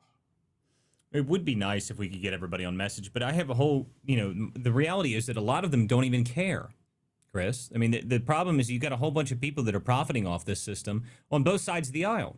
It's not just one side. That's why when I talk about the NGO stuff, I try and make sure people understand it's not just one side of the aisle that's doing this. It's not. There's both sides of the aisle are profiting off the system. The same people, when everyone talks about George Soros this, George Soros that, there's lots of Republicans who take money from George Soros, people. There is. There's lots of them to take money from George Soros. And the deal is we need to figure out how to get these people off the teat of this constant NGO money. We need to figure that out more than anything else. If we manage to get rid of the NGO money and go after the funding and actually take some of these people down, that'd be amazing. And the deal is, to me, watching all of these people and all these different aspects, watching the Senate flail about as they try to force them to pass the SAVE Act, if they don't pass that, this is the kind of stuff that I've been saying for a minute now. If they don't actually act on some of the will of the people in these places, the Republican Party is a finished party. I mean, it is at this point. If they don't actually act and actually get their act together and figure it out, no one's going to vote for him. And Trump, without Trump being on the ballot, people are going to not vote for these people at all. And they're not popular. They're really not popular. They think that they're popular. They're not. And the people in the Senate are some of our biggest issues. The biggest issues watching these people that they don't seem to have. I mean, like, how insulting is it, just to give you the reference here, how insulting is it that the Senate pushed forward their appropriations where they're trying to appropriate another $5 billion for the Office of Refugee Resettlement so that they can continue to push this money in? That's where all this fraud's coming from. That's where this specific set of fraud is coming, that we're working on, the investigation that we're part of. That's where that's coming from. It's coming directly from the Office of Refugee Resettlement, pushed it into NGOs, and they're trying to up the money going into it. I mean, that's the current Republican Senate doing that. That's where we're running into this issue. They need to get on board, and they need to actually be forced to actually take the will of the people. And if they don't, they're not going to have they're not going to do very well. I mean, I don't know how else it'll happen. Yeah, and that reminds me, when as you're saying that, I was wondering if what's going on in Minnesota is just strictly because it's like Democrat territory and they run everything. It's not. There's a whole bunch of Republicans there, and I don't think they're making enough noise about, like, okay, so we're at a point now where if I decide to go to church on a Sunday, I'm going to have to listen to protesters? Like, what are they doing? Are they trying to instigate, like, is there a willful desire from even the Trump administration to try and instigate like a civil war? I'm starting to get conspiratorial on this. Like, what are these people retarded? How are they not arrested yet? Like this is insane. If you and someone mentioned the mosque earlier, I guarantee you, if you do that at a mosque, you're getting arrested the same day. I will 100% guarantee that you're not going home, at least for a little while. You're going to get charged with something, and they've done nothing. They've arrested nobody involved in that. Well, It's I mean, look, now, mind-boggling. well, listen. The federal law enforcement can't arrest people right away. Now, I know I am, from what I understand, I'm watching Harmeet be all over this. They're going to try and get federal warrants, and they're going to arrest those people for face fact violations. But that's not something you can do in one single day. Like, that's not the same sort of thing. Now, if it was a mosque, you know they would arrest everybody, because what they would do is they'd have the actual Minnesota police show up and do it immediately. And that's the reason it's not happened already, because they own those cops. They're not going to. Those cops aren't going to show up. They're not going to do. Hell, they can't arrest people that are attacking them. They can't do anything. I mean, I'll tell you right now, when I was like, this is something that to me is still just mind-boggling watching it in person, is when you see protesters at these big events, okay? When they actually physically attack cops and they don't go to jail, nothing happens to them. That to me is beyond me. I mean, it's the most insane thing in the world, but it happens all the time. It happens all the time. They can physically throw things, hit cops, attack them, like actually attack them, and then nothing happened to them. It's wild. I don't understand it. It doesn't make any sense to me. But this is what happens when you have leftists who don't want to have any laws enforced. They want the protest. They like it. That's what they want. They want the chaos in the streets. They want more of it. They don't care. And to them, the end goal is all that matters. And the end goal for them is to try and make this. They like sowing chaos. Whenever Trump is in office, they sow as much chaos as possible because they hate what Trump does. So anything that they do to create more chaos. So if that means they got to let all their insane rioters that are violent people, let them back out of jail, that's all they have to do. They just have to do it. They just do it. That's the reality of it. Walter, check this out. The Daily Wire is reporting. So just for people to understand this, the Daily Wire, Luke Rosiak, Walter, I think you know Luke, right? Yeah. He's reporting. One of the protesters who took over a church, I'm quoting him, and I put it up in the nest. One of the protesters who took over a church service this past Sunday, we all saw it on camera with Don Lemon, with his DL mic, was screaming, "Shut it down!" Works for Minneapolis's local prosecutor. He is married to a St. Paul city councilwoman. The church was in St. Paul, and is running for state senate. And drumroll, runs a 501c3 called Homes for Homies. Oh my Takes God. Section 8 money and steers it back to whoever they choose. Right? Yeah, that's what I'm saying. The local prosecutor's office. Listen to me. Listen to me. One of the other people that was working there, one of the other people that was at there was this local school board member. Okay, like there are people from the government here at these protests. Okay, like this is what you're talking about. I mean, and further than that, this reminded me of something which I forgot to bring up. Did you guys know that the person who drove off with Nick Sorter's camera? Did you see that they own an autism center? Like, I'm not like, it's just comically retarded at this point. It's just they actually own a autism center. Like, it's a Somali that owns an autism center. And, I saw Dustin Great say something. He's like, oh, and it's actually way worse than just that. Like, it gets worse. I mean, what are we doing? I mean, we don't live in a serious country. These people are not serious, but they don't have any problem with it because nothing happens to them. That's the problem. Nothing seems to matter to them. They can get away with pretty much anything because the local government's not going to do anything. And that's where we run into this scenario where, like, at some point, the federal law enforcement needs to restore order and actually, clean some of this stuff up, you would think. I mean, I think that would be mandatory at some point, but I don't know. Maybe it's not. Well, that's my big frustration with this thing that happened at the church, right? Like, I don't mind if you're outside of a church and you're protesting, as long as you're not interfering, you keep your distance, whatever. I don't care about that. But to actually disturb the service, like, so we're just gonna tell the whole country that it's okay to now just if I don't like tires, I can go into Tires Plus and hold up a sign because they got rubber that contaminates the planet. Like, I mean, how far are we going to let this go? Like, where do we protest next? And I'm just saying, like, I know it sounds crazy, but just think about it. Like, we're going to set the precedent that protesters can now enter buildings and disturb what's going on. It doesn't make sense. It's not at all legal, first of all, for them to enter any place of worship and do what they did. It's also, by the way, not legal for them to be outside of a church and aggressively confront people as they're leaving a church service. Exactly. That is listen, also guys, not. this is what I said the other day when I saw this happen. Okay, what is going to like the end result of this, which is why I said that they need to get a handle on it, and they need to get a handle on it a lot faster than they have so far, is because the end result of what they're doing right now, when you've got leftists going into churches, and that you know why they were going in there? They thought that the pastor had some sort of affiliation with ICE. I mean, it's that stupid. It's that ridiculous. So that's what was going on. But that's really what's going on. They thought that the pastor had something to do with ICE. So that's what their intention was. They think that, okay, well, you know, the pastor's got something to do with this. But the problem with that is that the next result of that, guys, is they're going to start going into people's homes that they think are part of ICE. You're going into someone's church and they're interrupting a church service on Sunday service. What is going to stop them from going in people's houses next? Nothing. Well, Nothing's stopping. That's the problem. They're targeting their families already. But what's bothering me above all is all that money going to these Somalian warlords or whatever they are. When we have the VA, we've got veterans that need help. We've got so many veterans that need help. There's nothing I would want more to do with those tax dollars. If we can't get them back, I want them to go to veterans. Instead, who are we paying? Somalian warriors. Really? They're over here for Islam. Like, I just can't believe it. It's unbelievable. And this is such a spit in the face of everyone that served in the United States Army. I'm sorry. It's heartbreaking to me. Well, I mean, the amount of money that we spend on stupid things instead of actually helping our citizens is astronomical. Is absolutely astronomical. I'm saying that's a whole nother aspect of this. I mean, if we wanted to go into that, but the problem again to me when I'm talking about this is when we're going back, what the next phase of this would be going into people's houses. And this is why I say the government has to do something to restore order, because at some point, if they don't get a handle on it and they start letting people just go into people's homes and stuff, that's when people get shot. Like that would be the next phase of that, really. Yeah, it's getting too far at this point. I'm just like, I don't mind. And I try and look at it from an economic standpoint, from a productivity standpoint. I understand that not everything's going to be perfect, but the whole entire system can't be fraud.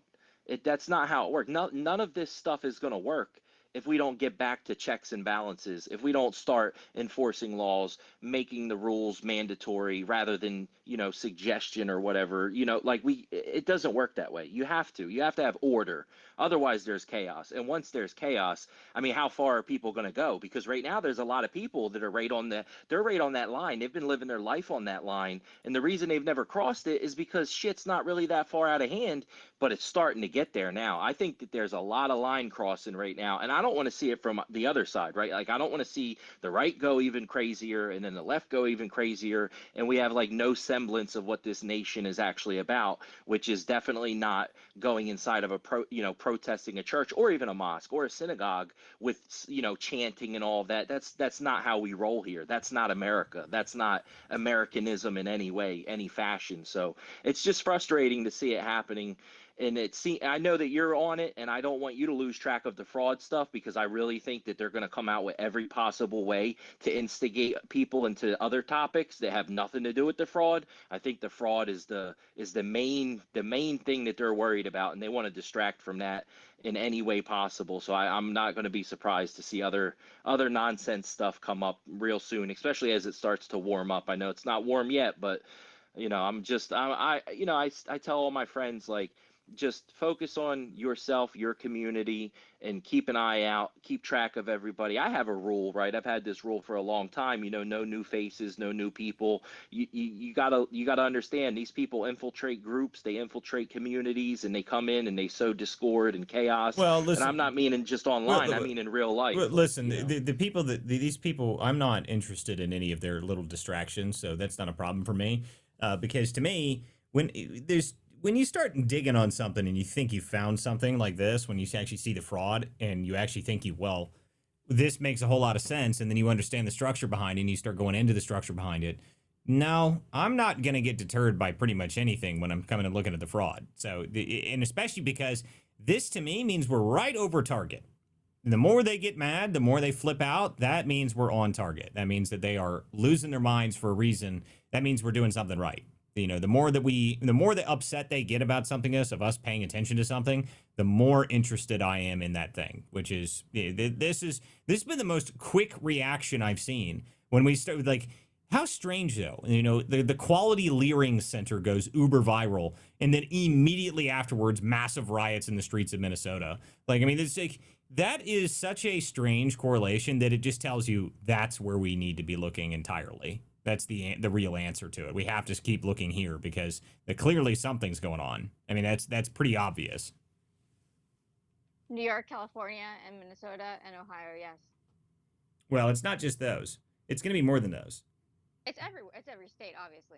Well, I don't, the deal is specifically for this investigation that we're working on, this is part of the reason when I was talking about this, where we're talking about the sourcing, which was what we covered last week, the sourcing of the cash. It's kind of important to figure out the sourcing of the cash because, again, the amount of physical dollars makes it very difficult for you to source it from just one or two states. It has to be sourced from multiple states. And actually, we've got a hold of now the districting for the Federal Reserve, how the money, how Federal Reserve actually districts out and moves cash around.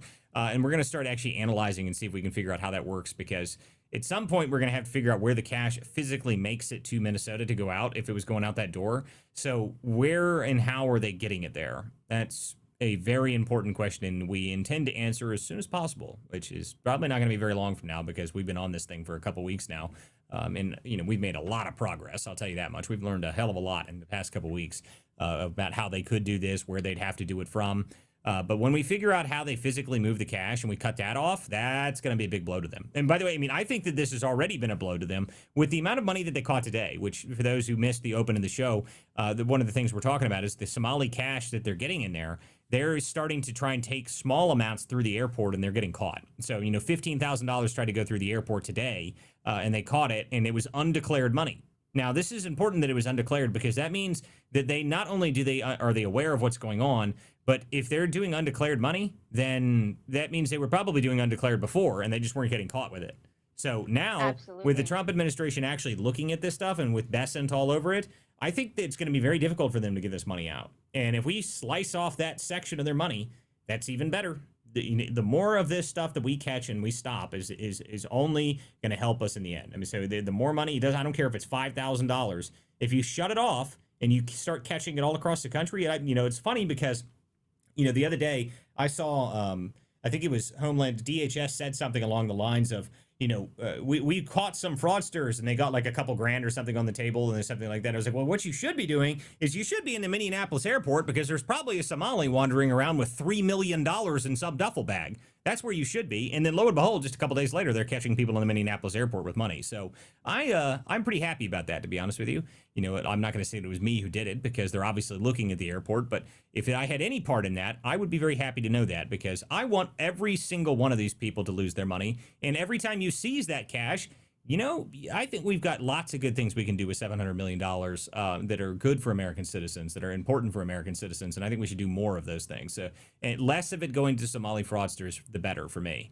So I don't care how much it is. But my guess is they're starting to break up the bagmen now. That's probably what they're really doing. Now that they've been caught, and they can't bring through the $3 million duffel bags anymore. So now they got to move it down and break it up into a bunch of it. So now there's probably going to be floods of Somalis going through the airport. So just stop every Somali. Yes, profiling. I want 100% profiling on every Somali.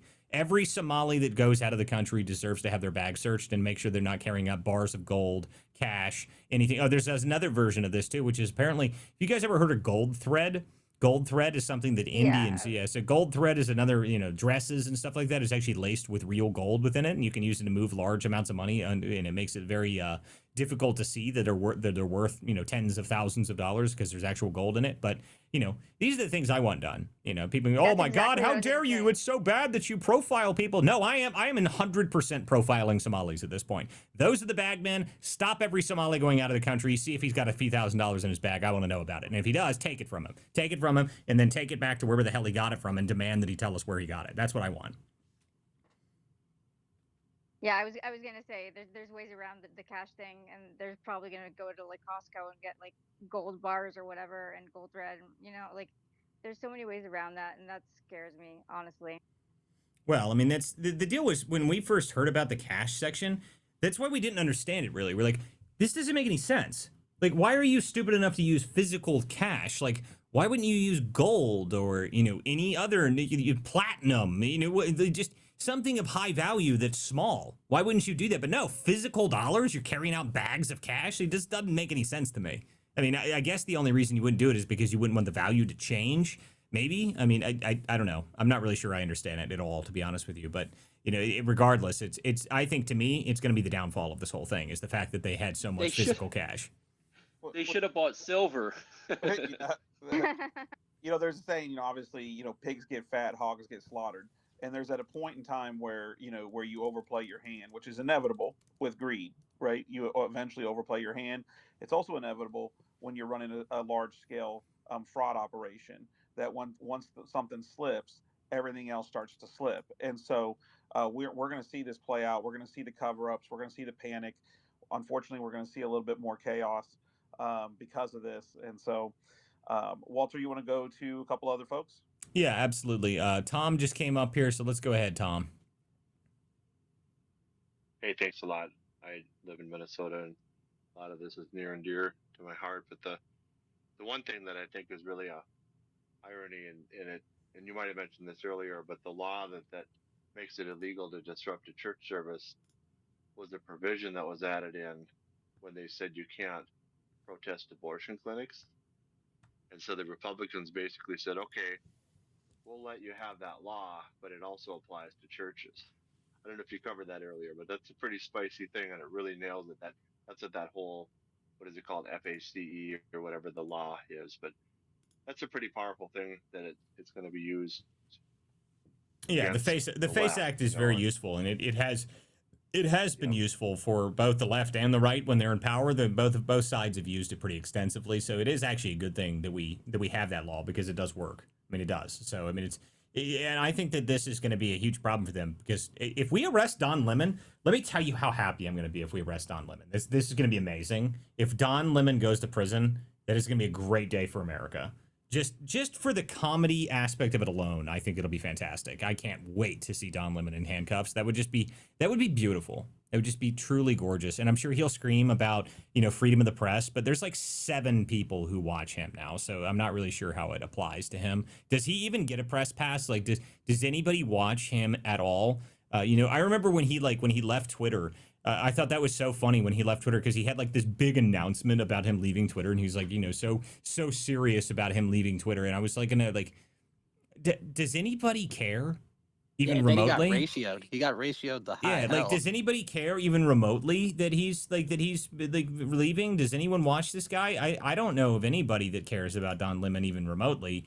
To think that he's like somehow important, that he's gonna, that we care that he's even getting any exposure at all is amazing. I mean, wasn't there something? I remember someone sent me something a while back that Don Lemon and Barack Obama had a live stream and like 100 people watched it. Did you guys hear about that? It was like the funniest thing in the world. I mean, I was like, the former president of the United States had 100 people on the live stream. That's it. Like, I think the bots must have been broken that day. Than the program. Oh, does he? I haven't seen. I'll tell you one thing. Don Lemon's like, I haven't seen a single clip of Don Lemon ever. That's how irrelevant the guy is. Like, clips of people usually can tell you at least a little bit how important. Like, if people are sharing clips of it, it means you're saying interesting things. Have you ever seen a Don Lemon clip? Never. Jennifer Welch gets more clips than Don Lemon does. Like, I mean, seriously, at this point, like, I haven't seen Don Lemon say an interesting thing in his entire career. I mean, let alone get to actually be some sort of influential journalist or something. Dude, well, did you see the clip, Walter, where Don Lemon's out there? He's got a stocking cap with his name on it. He got this creative DL logo on his microphone like he's representing some sort of big brand. And then he starts getting surrounded by these communists, right? And they start pushing him. A guy starts pushing him. And he's like, whoa, whoa, whoa, man, whoa, whoa. And they're like, no, calm down. It's Don Lemon. He's like, yeah, man. He's like, I'm Don Lemon. Look, I'm Don Lemon, man. I'm one of you. They didn't even recognize it was Don Lemon. No one recognizes him. No one knows who this dude is. I mean, listen, his entire show wasn't even that good when it was on, and now he's like an independent that no one cares about. I mean, this is my point. Has anybody ever seen a single clip of the guy saying something interesting? Ever? I've never seen one. I've never seen a clip of Don Lemon be like, oh, that was an interesting take. Even if it was a take that I disagreed with, I've still never seen one. I've never seen a clip of this guy speaking anywhere ever to anybody. I mean, this is the most coverage. This current thing is the most coverage that I've ever seen of him ever in the past like year. And not only that, the funny thing about that is the clip that went viral about him wasn't even him in the video. It was him behind the camera talking and looking into the church. That's the video that went viral. So he didn't even get a proper exposure from this clip. People found out that it was his video afterwards. They're like, oh, it was Don Lemon behind the camera. And I love it. There's TikTokers that are taking his video of him speaking and they cut a picture of his face to put it there so that you know that it's Don Lemon, because if it was just his voice, you'd have no idea, because again, nobody listens to Don Lemon and hasn't in a long time. This show probably gets significantly higher reach than Don Lemon does on a regular basis. That I can almost guarantee. I mean, that I can almost guarantee. They need to.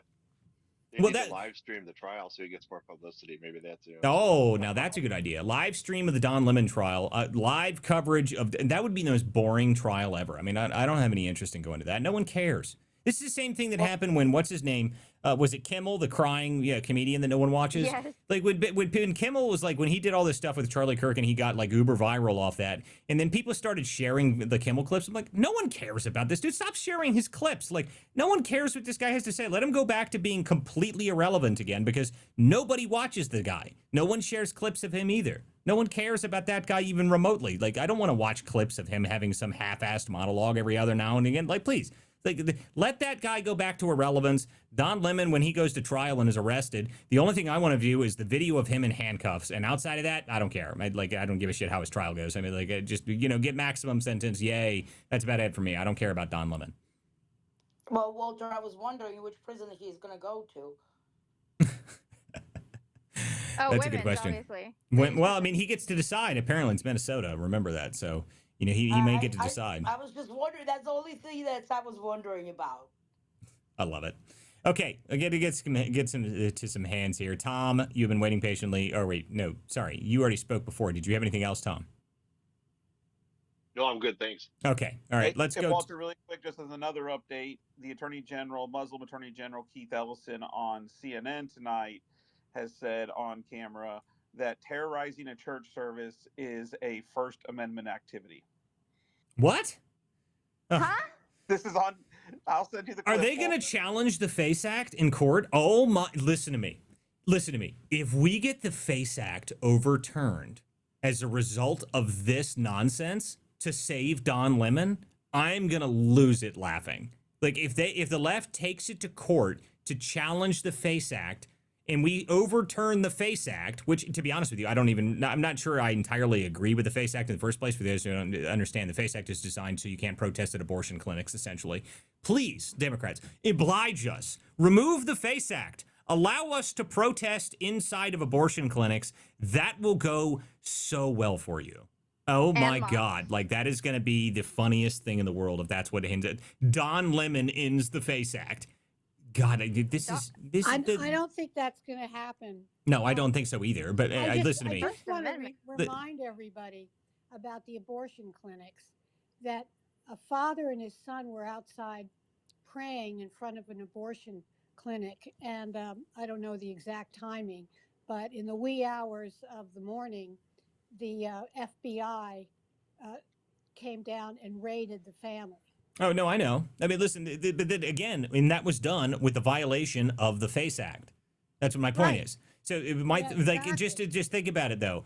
If Don Lemon, to save the great Don Lemon, the irrelevance himself, the true definition of irrelevance, if they used that to challenge the FACE Act with the Attorney General of Minnesota, overturn the FACE Act to save the irrelevance himself, that would just be the peak irony. And to be honest with you, I am here for the entertainment value. So I am 100% here for the entertainment value. If we get the entertainment value of watching Don Lemon take it all the way up to the Supreme Court and actually overturn an act that they passed for their own purposes to save someone that is so irrelevant that the own protesters didn't even know who he was, God, that's going to be FBI. That is peak entertainment. But Walter, we need to do a Roger Stone. Really quick, to answer your question about sending the FBI. The reason why arrest warrants haven't been issued is because the courts are not open on a federal holiday. So that's part of the timing of what they did, by the way, just so we're clear. And so, but the FBI is on the ground in Minnesota, and they're sending more resources there. So hold on, I got to read this comment. Someone just put this in the Substack chat. They said that Don Lemonhead is the Britney Spears of journalism. That's the funniest thing I've heard all day. So I really like that at Walter Smith. Thank you, sir. That is hysterical. The Britney Spears of journalism. I love it. I absolutely love it. But again, if all this happens and we manage to overturn the FACE Act as a result of Don Lemon, that's just, yes, do it, please. Like, that's almost as funny as like any stupid ass internet meme that we can come up with. I mean, that's beautiful stuff there. Beautiful stuff. Okay. Hands, we got to go to Hands though. So go ahead. Let's see. Roden's got her hand up. Go ahead, Roden. Roden. 3, no, 2, 1. All right. Go ahead, Jess. Can you hear me? I can hear you. Yeah. Hey guys, how's it going? Yeah, I was just, I was watching all that, yesterday what happened.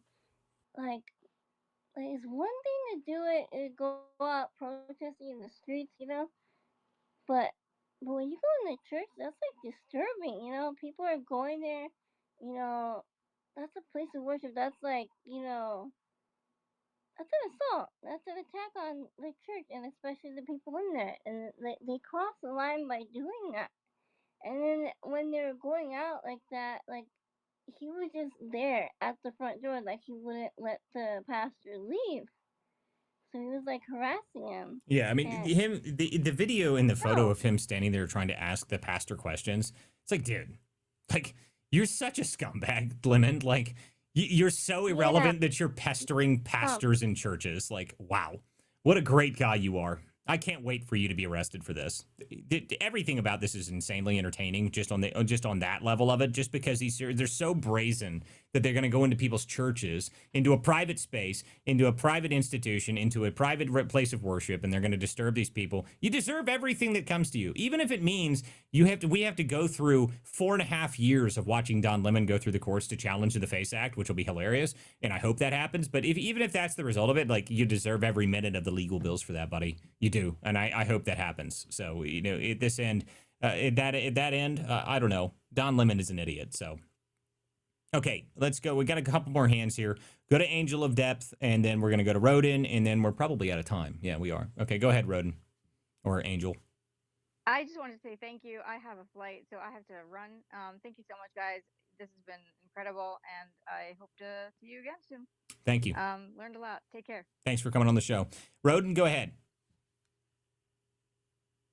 No, Roden. Roden must be sleeping. Okay, Roden fell asleep, so we're going to go ahead and end out here then, guys. I appreciate everyone who came to the show this evening. This is the Political Theater. I'm Walter Curt. Make sure you guys follow my hosts up here. I got Jordan Daly and Chris Marino as my two co-hosts. Make sure you guys follow all my speakers. I got good speakers up here. Jack Tron is an unofficial producer for the show. He does a lot of help for me, guys, on this show. Make sure you guys follow him, subscribe to him.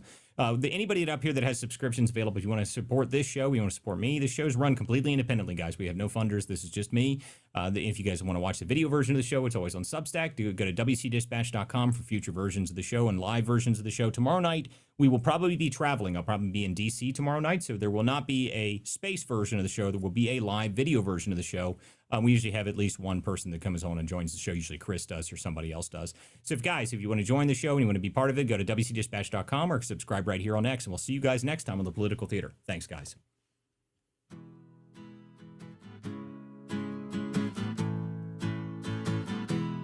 Some folks are born with a liberty spark. Their hearts beat red, white, and blue.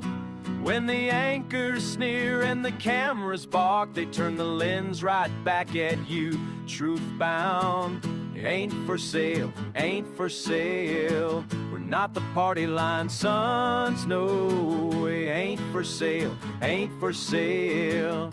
We're the vigilant ones, so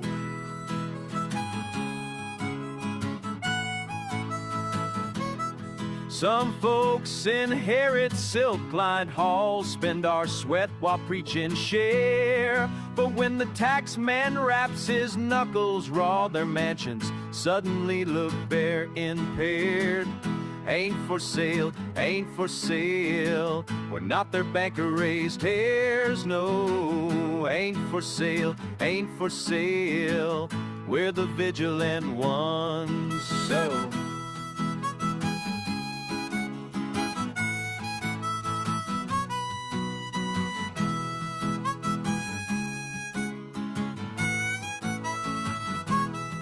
Yeah, some paint stars on press room lies and send the common men to toil. Ask them, how much truth will you trade tonight? They mutter, more noise, more noise, more noise. Ain't for sale, ain't for sale. Not the theater's pawns, friend. It ain't for sale, ain't for sale. We're America's steadfast one. No, we won't be spun.